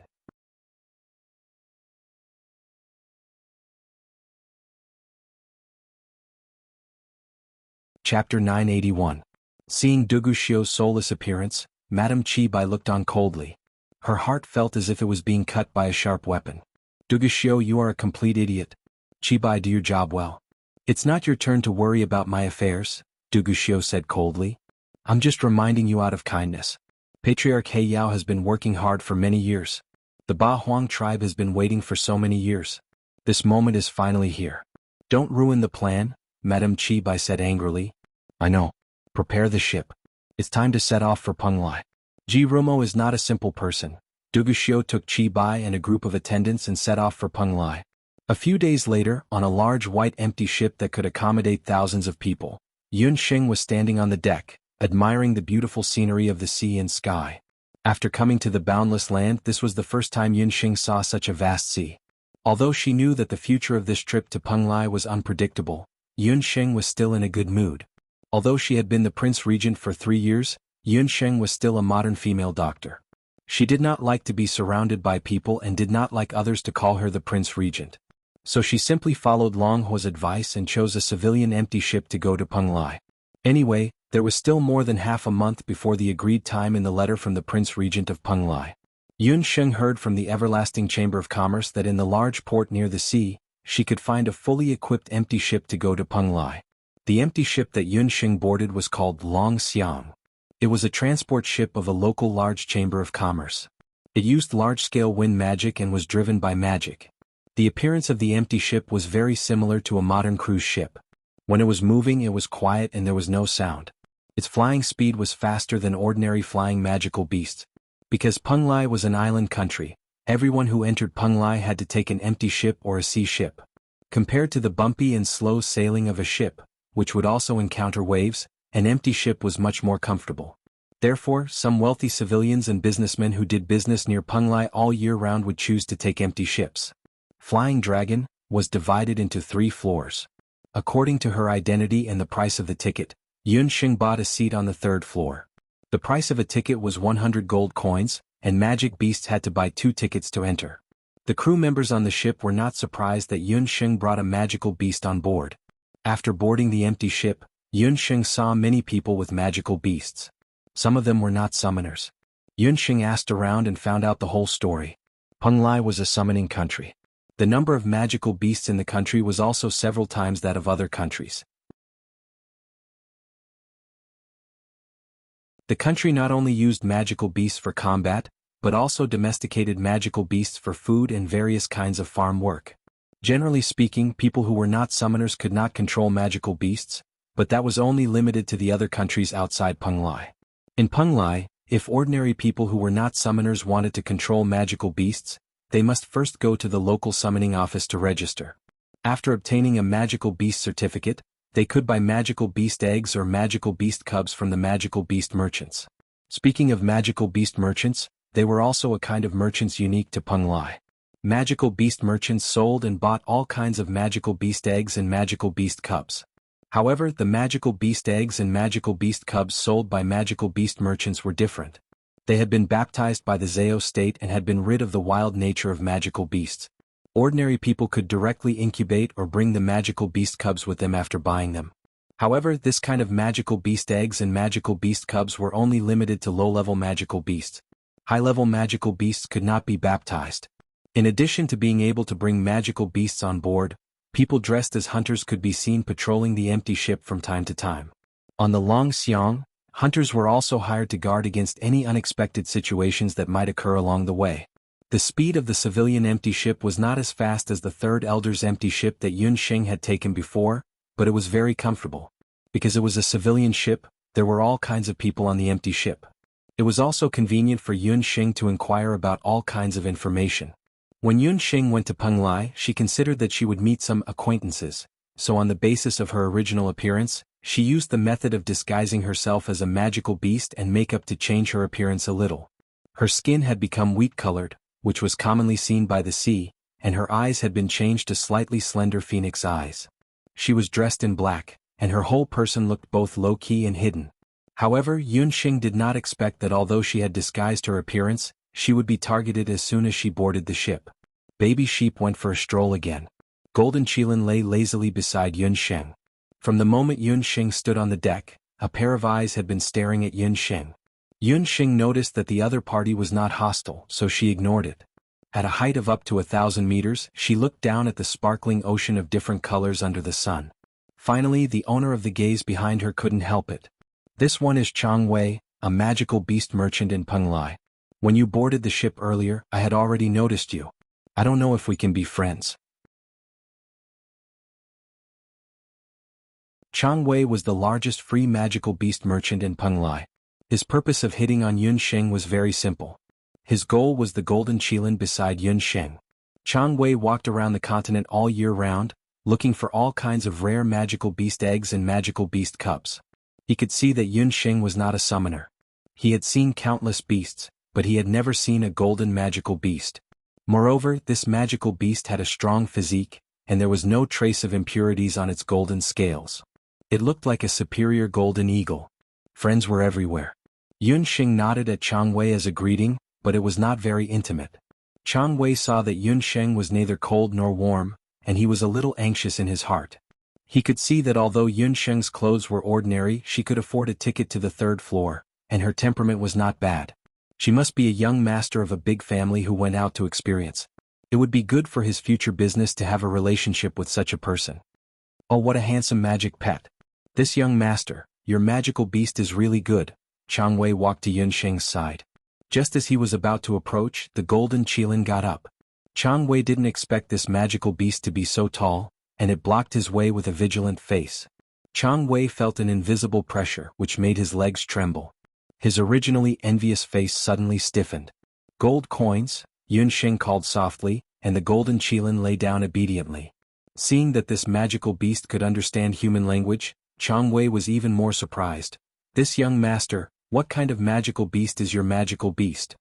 You're tuning in to the Han Li's Wuxia Adventures YouTube channel. We're so grateful for your support, and don't forget to subscribe to join us on this incredible journey through captivating stories.